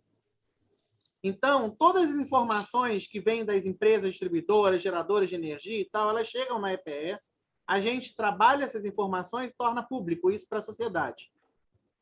E a custo zero, o custo da empresa, mas quer dizer, mas a gente não cobra por essa informação que a gente disponibiliza para todos.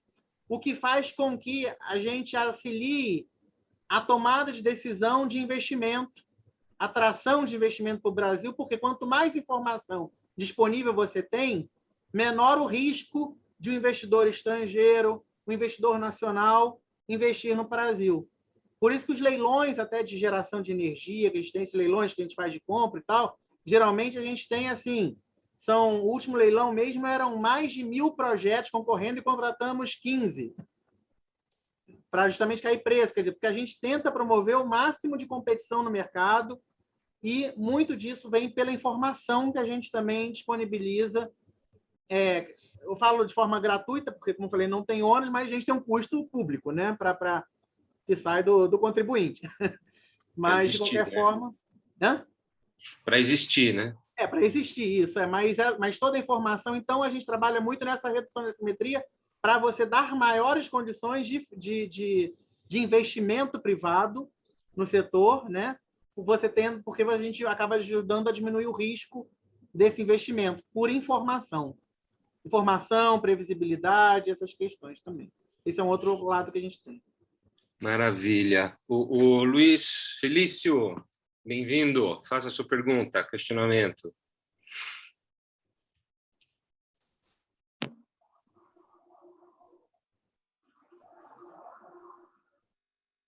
Boa noite. Ouvindo?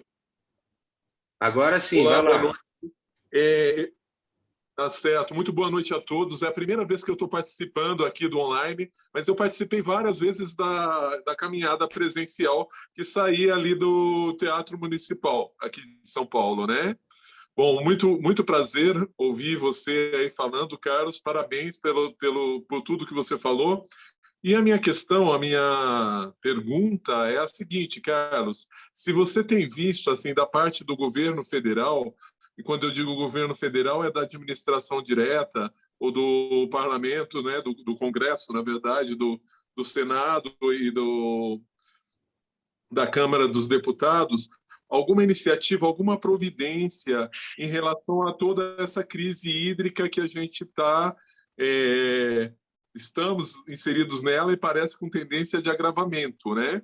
E porque, pelo que eu tenho notado, a conta vai chegar para a gente, né? Vai chegar na ponta, né? E não sei se eu sou mal informado ou se realmente não se tem tomado nenhuma iniciativa, não tem nenhum projeto aí para se resolver essa questão toda, porque a gente ficar dependendo de São Pedro vai ser complicado, né, Carlos? Pois é.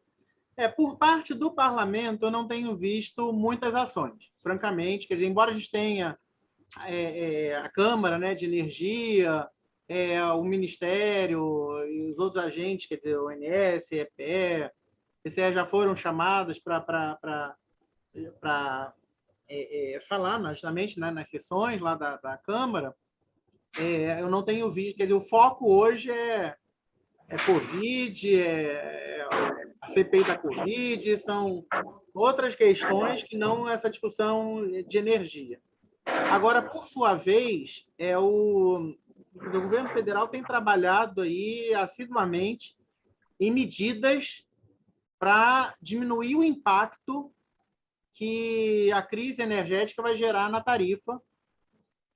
Mas, como eu falei, são questões que são maiores do que o setor de energia, né? E envolvem outros ministérios também, envolvem também contas, né, que entram pelo lado do contribuinte, mas sabendo também de todo o problema que a gente tem em termos de ajuste fiscal, ano complicado, né, que a gente está entrando novo aí agora.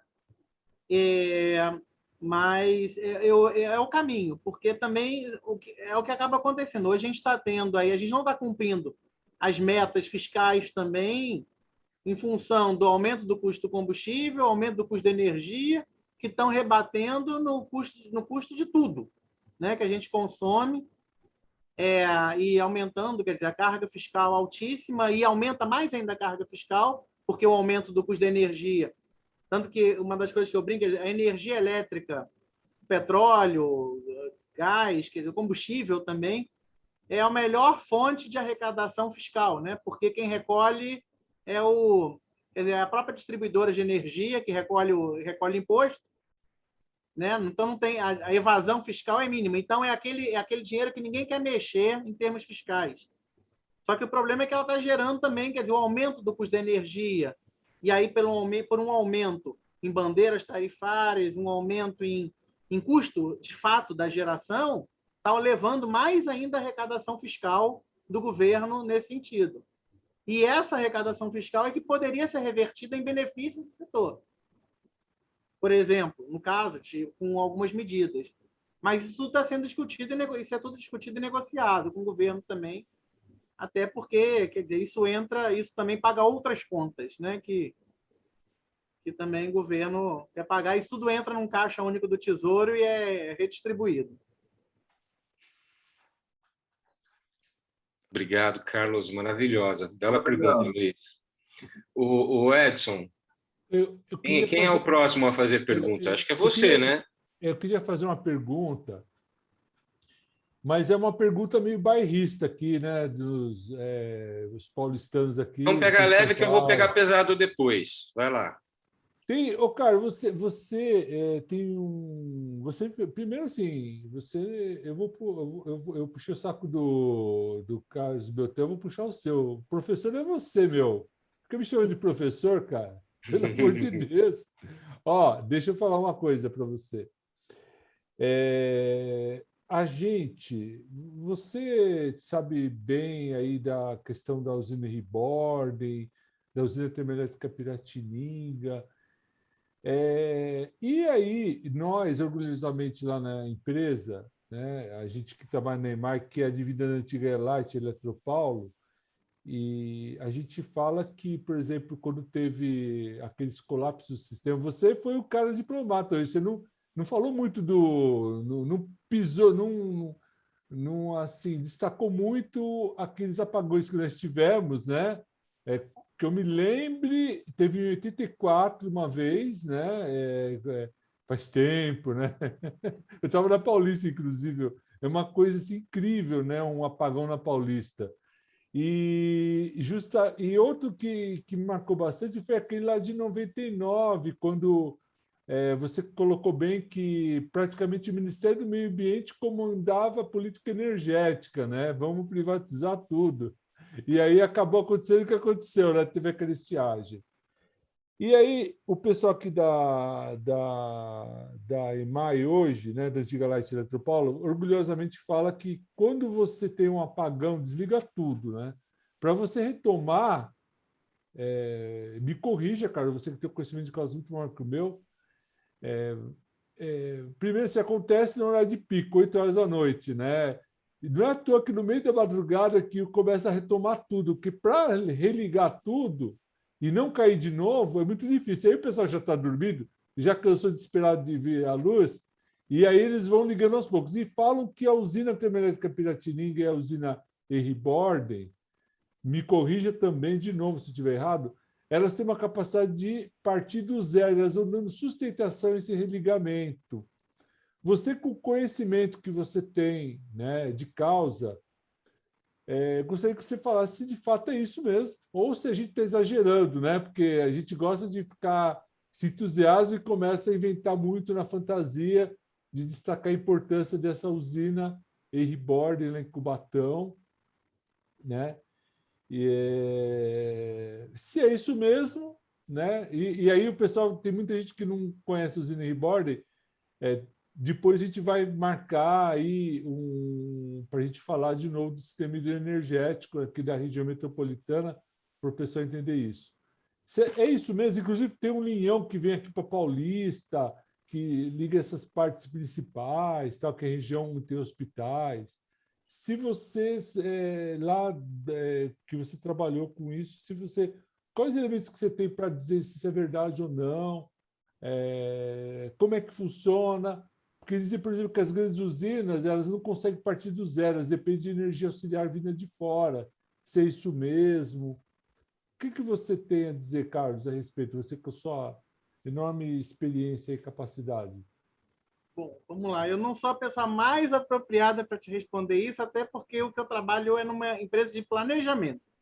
Isso é mais ligado à parte de operação do sistema, né? Embora eu tenha sido 3 anos aí do conselho do ONS, do Operador Nacional do Sistema, não é, e é um assunto até mais ligado à parte de engenharia elétrica, né? Também do sistema. Mas assim, o que eu posso te dizer é o seguinte: quer dizer, todos esses apagões, quer dizer, a EPE mantém uma relação muito forte com a ONS, no sentido até mesmo de ter os sinais justamente para esses apagões e essas questões de linhas de transmissão das usinas, avaliando a segurança energética e tal.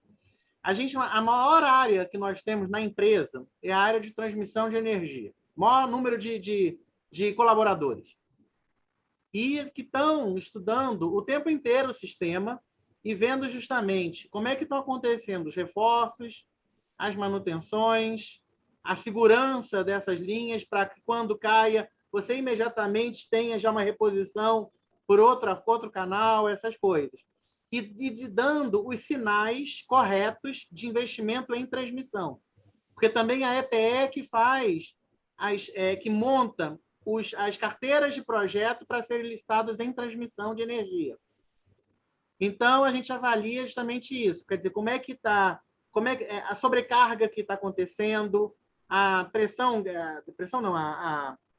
tensão, justamente, nas linhas, nas usinas, nas subestações, para que você não tenha esses problemas que acabam acontecendo por exemplo, a EPE foi quem deu um suporte muito grande agora, toda a questão da crise da Amapá, também com os estudos de planejamento, com fontes, para justamente evitar novos problemas lá de apagão.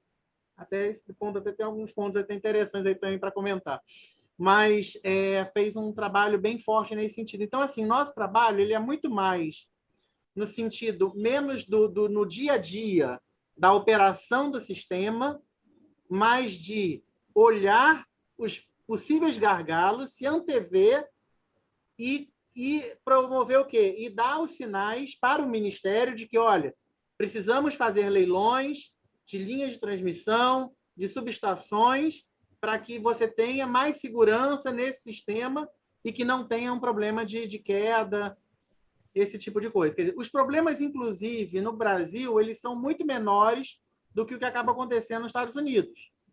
Quer dizer, as crises que acontecem, os apagões que tem lá são muito maiores do que os apagões que acontecem aqui. Porque o nosso sistema, apesar de tudo, ele é muito robusto e muito interligado. A gente tinha antes até um problema entre o norte e o sul e o sul-sudeste. Aí construímos a primeira linha, que é norte-sul. Aí fizemos reforço da linha norte-sul. E por aí vai. Então, a gente chegou até um momento de que está chovendo no sul e seca no nordeste. Joga energia para lá, por essa linha. Volta energia. Quer dizer, hoje, por exemplo, hoje, muito da energia que está vindo para cá, para a gente, está vindo do Nordeste, das eólicas do Nordeste, que estão a 1000 gerando energia. E lá está sobrando energia. Aí essa energia está vindo abastecer aqui o Sudeste para essas linhas. Mas, quer dizer, esses estudos todos, de quem vai fazendo esse planejamento é a EPE. Aí entra o lado do operador, que é o ONS. Que aí sim, aí vê na ponta como é que está isso e dá os sinais também para a EPE. O EPE, olha só, está acontecendo esse problema aqui nessa linha. Aí a EPE vai lá, estuda, traça as melhores propostas, vê a solução mais econômica, da onde que tem que vir a linha, em qual tensão, como que tem que vir para chegar e fazer a licitação para a construção daquela usina. Daquela usina não, daquele projeto, né, de transmissão. Então, hoje é assim que a gente trabalha. Se eu falei, eu não sei dizer assim, como é que está a usina, se ela é ponto, isso eu não saberia dizer, porque realmente aí entra a parte mais da operação. Mas o que a gente faz é isso, quer dizer, a partir do momento que a gente identifica essas falhas, e aí o ONS é ótimo para nos dizer, as distribuidoras também, a gente traça, né, o novo projeto para esse sistema e licita. Da mesma forma, que também é outro problema que acaba acontecendo aqui no Brasil, que é o seguinte, a gente faz os leilões de energia. A gente, quando a gente, como eu falei, 1000 e tantos projetos, espalhados pelo Brasil todo, vai ganhar aquele que ofereceu o menor preço. Esse projeto de menor preço está onde? A gente desconhece, a gente não sabe. Ele vai licitar, e ele vai estar construído daqui a 1 ano, 2 anos, ele vai estar em operação. Então, imediatamente após um leilão desses, a gente faz todos os estudos de transmissão para fazer um leilão de transmissão para ter o cabo, a energia, quer dizer, que vai trazer daquilo para o melhor ponto mais econômico também. Então, também tem todo esse trabalho, quer dizer, a gente faz isso tudo combinado.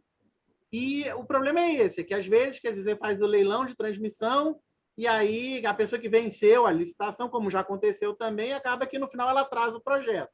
Aí você tem a usina lá, foi também uma crítica que aconteceu aí até na época das eleições, um monte de usina lá construída e tudo sem gerar. Por quê? Porque atrasou justamente a empresa que estava construindo, no caso, foi a Chesf, até que venceu os leilões de transmissão lá no Nordeste, ela ganhou, mas se ela teve algum problema com os fornecedores, em questões contratuais, não construiu as linhas de transmissão a tempo, ficou um monte de eólica pronta, sem gerar, sem abastecer o mercado. E com todo o problema que estava tendo ali, 2013, 2014 também, de possível crise. Então, assim, a gente faz esses estudos, tenta se antever, mas, quer dizer, aí também tem as falhas aí, e aí também tem as punições, multas e tal, por causa disso.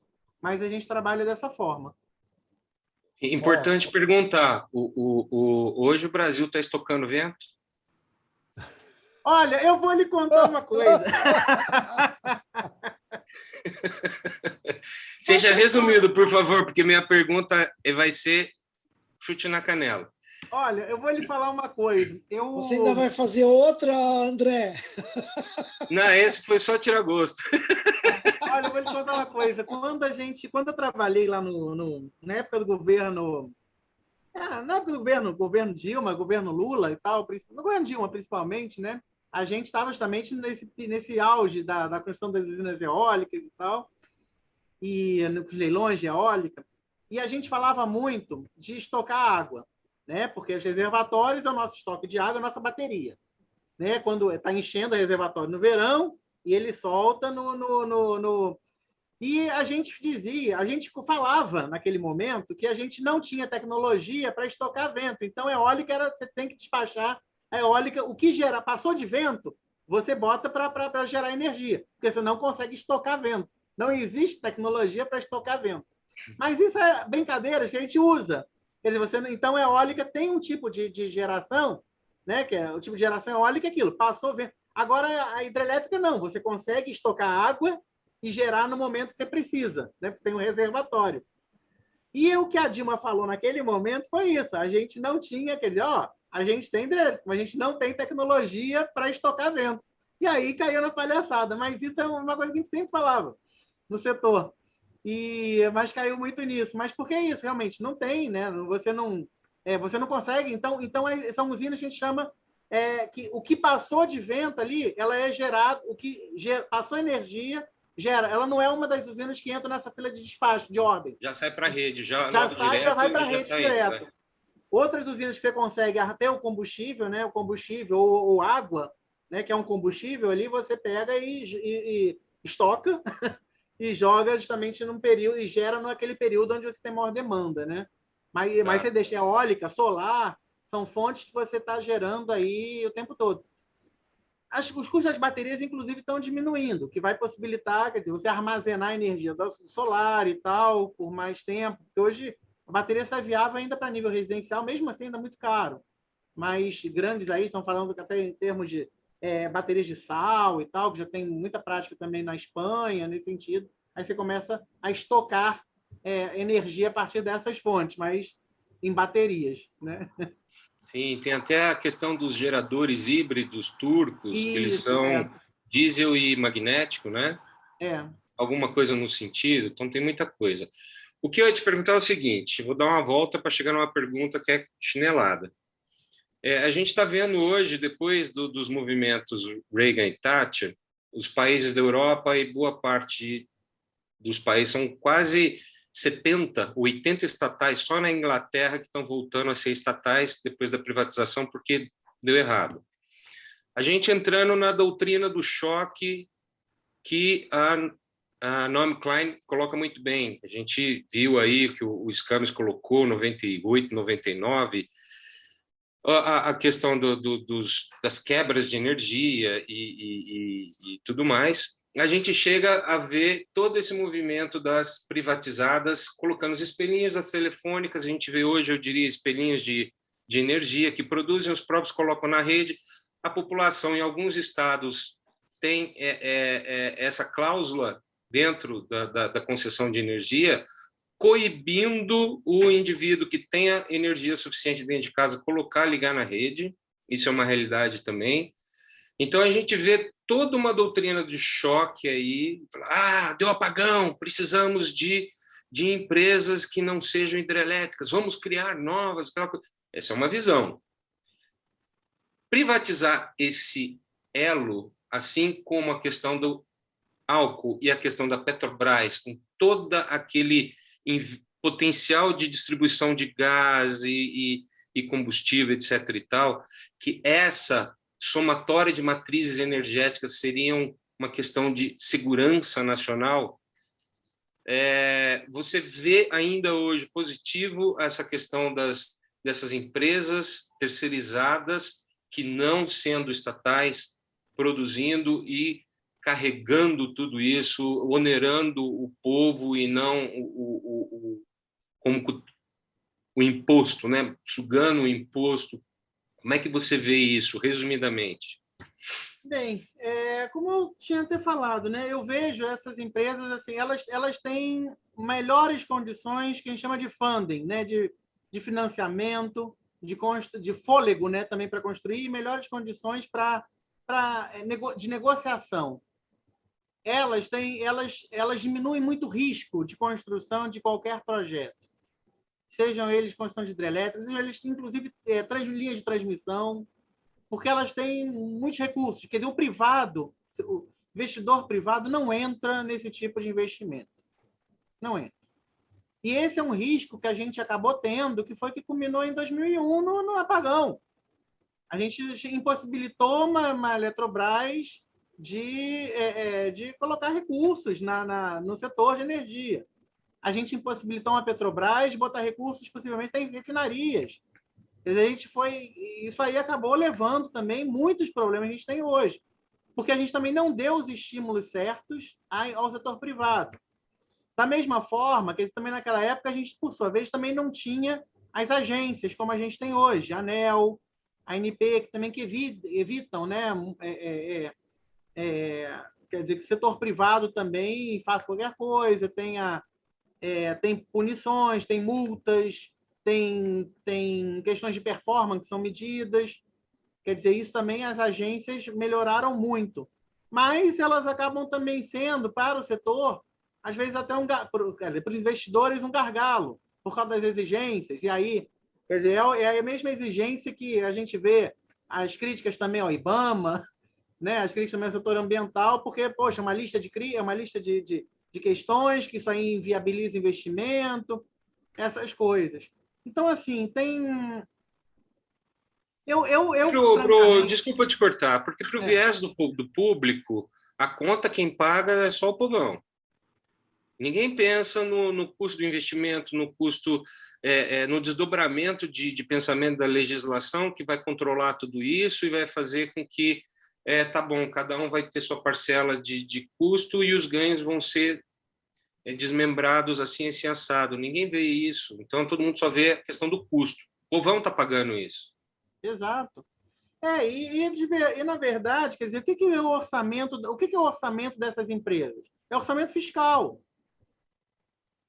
É orçamento que vem, não é da tarifa de energia, é orçamento que vem, e as estatais, inclusive, empresas como Petrobras, Eletrobras, são as grandes superavitárias em termos de orçamento fiscal. Elas geram resultado para o governo, elas geram superávit para o governo.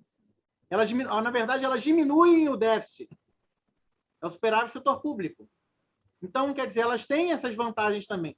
O que eu acho um risco grande é você vender essas empresas num período errado também, além de tudo.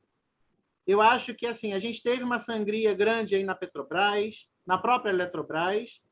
O valor delas caiu muito e você vai vender num período de baixa, quando você tiver vender num período de alta. Se o objetivo é arrecadar dinheiro. Então, também isso... Temos bons exemplos disso, né? CEMIG e CPFL. Exatamente. Isso eu vejo com maus olhos. Tá? Eu acho que realmente está se vendendo num período errado. Você estava ganhando muito pouco por uma coisa que vale muito mais. Né? Você está vendendo num período de baixa. Além de tudo. Olha, é muito interessante tudo isso. Teria muita coisa para a gente falar. A gente está meio que chegando no final. Alguém, já são 9h55, né? Então, a gente está batendo um sinalzinho aqui. Alguém teria alguma pergunta rapidinha para fazer para o nosso professor Carlos Carvalho? Muito obrigado pela tua presença aqui. Eu tenho uma pergunta, André. Já convida ele, Camis, vai lá. Não, você está sendo muito precipitado de encerrar a reunião. Eu queria saber se ele vai voltar aqui, é isso? Em outra ocasião, para completar. Brincadeira, gente. Olha, realmente é muito conteúdo e realmente já são 10 horas da noite, então é hora de terminar mesmo. Mas, olha, parabéns, adorei, viu? Gostei muito. Eu já não é novidade nenhuma, porque a gente tem uma amizade, eu já tive experiência de interação com ele. Muito obrigado, Carlos, tá? E muito obrigado a vocês pela oportunidade, né? Eu estou muito lisonjeado de trazer o Carlos aqui nesse grupo que eu amo tanto, que é Caminhada no Centro, tá bom? E a Obrigado, Patrícia, Scammers, pela indicação. Se prepara, Patrícia.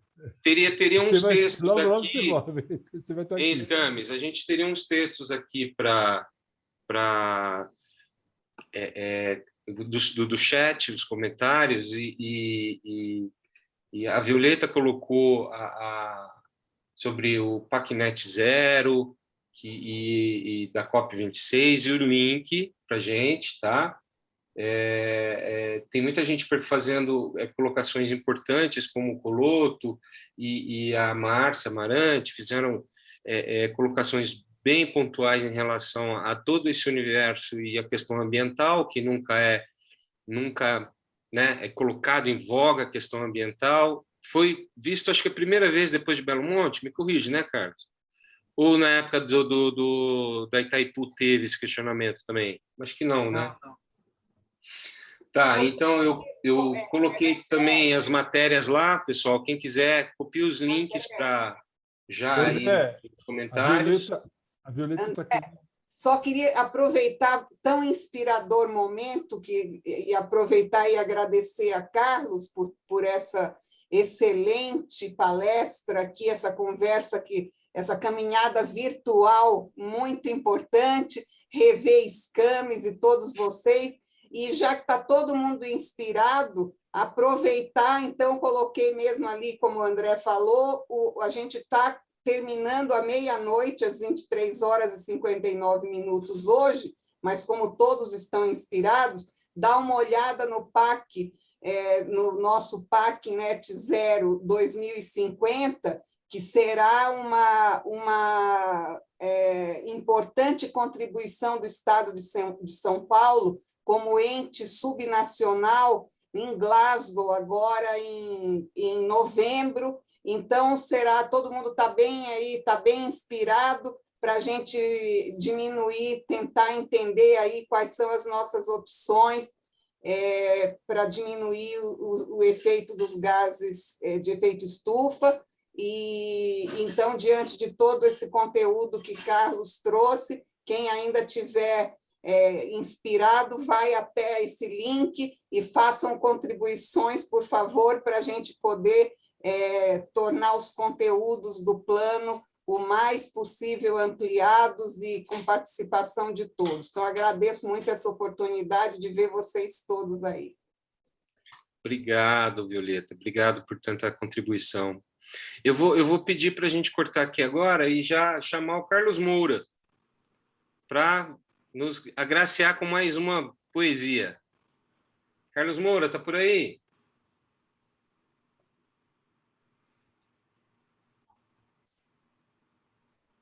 Bom, vamos tentando aqui. Pessoal, alguém tem mais alguma colocação? Aí a gente já chama o Laércio e já finalizamos. Carlos, o que você acha? Se você quiser, tiver mais alguma coisa que você lembrou de falar, está no teu momento. Não. Eu acho que o Roberto estava querendo fazer uma pergunta, não sei se... Ô, Loto, põe o microfone pertinho aí, manda ver. Desculpa.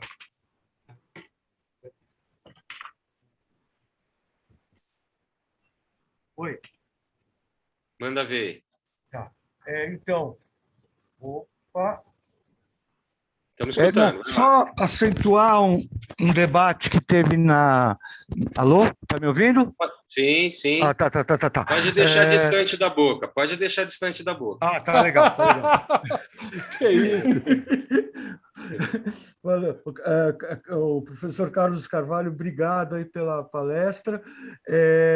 A Patrícia, levantou essa coisa da ecologia, e é interessante que, mais uma vez, a caminhada noturna consegue chegar perto, um tema perto de um acontecimento nacional. Ontem a gente teve numa rodada sobre o asfaltamento da rodovia, que liga Manaus a Porto Velho, uma apresentação de um cientista americano, naturalizado brasileiro, sobre o grande dano ambiental que vai trazer, que pode influir nesse regime de chuvas e tal.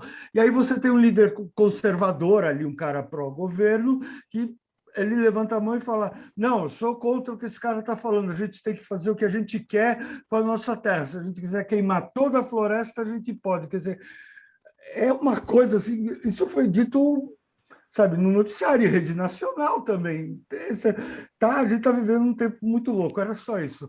Né? Eu esqueci o nome desse líder político local lá do norte, mas é uma aberração. É isso. Muito obrigado, gente. Valeu. Ô, Carlos Moura, se apareceu, desapareceu, volte, meu amigo. Meu amigo pandêmico, nos agracie. Ligue o microfone. Microfone, Moura.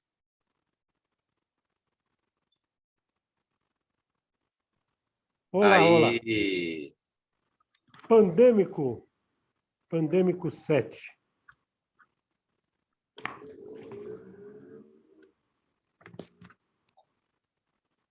Pandêmico estou muito contrariado.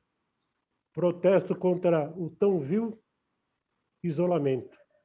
Eu tinha a vida nas mãos dominada e agora a vejo tocar-se desenfreada. A obrigação de ficar me foi imposta, mas não consigo rebelar-me contra. São sérios os riscos em fazê-lo e risco de morte correr não quero. Devo protestar pelo direito de ir e vir, caminhar a esmo, sorrir, gargalhar, ou atuar pelo ser social, pelo coletivo? A vida se quer fagueira e sorridente, desejada e curtida a todo instante, sem sofreguidão e da rapidez distante. Pandêmico 7 faz parte desse glorioso livro que estamos acá a comercializar. Interessados, falem com o Carlos Moura pelo Facebook ou diretamente no Apfel Restaurante, onde há exemplares à disposição. Boa noite, obrigado. Moura, liga sua câmera e mostra a capa do livro. Boa noite, meu querido. Obrigado. Pessoal, então estamos chegando ao fim. Laércio. Pois não? Vamos fazer o nosso boa noite de novo.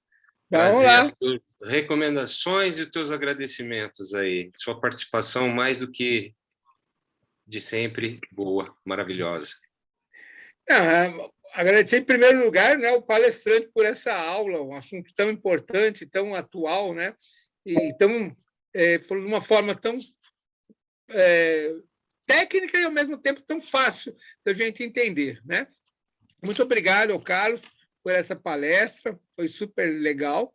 Agradecer a todos que permaneceram com a gente, assistindo.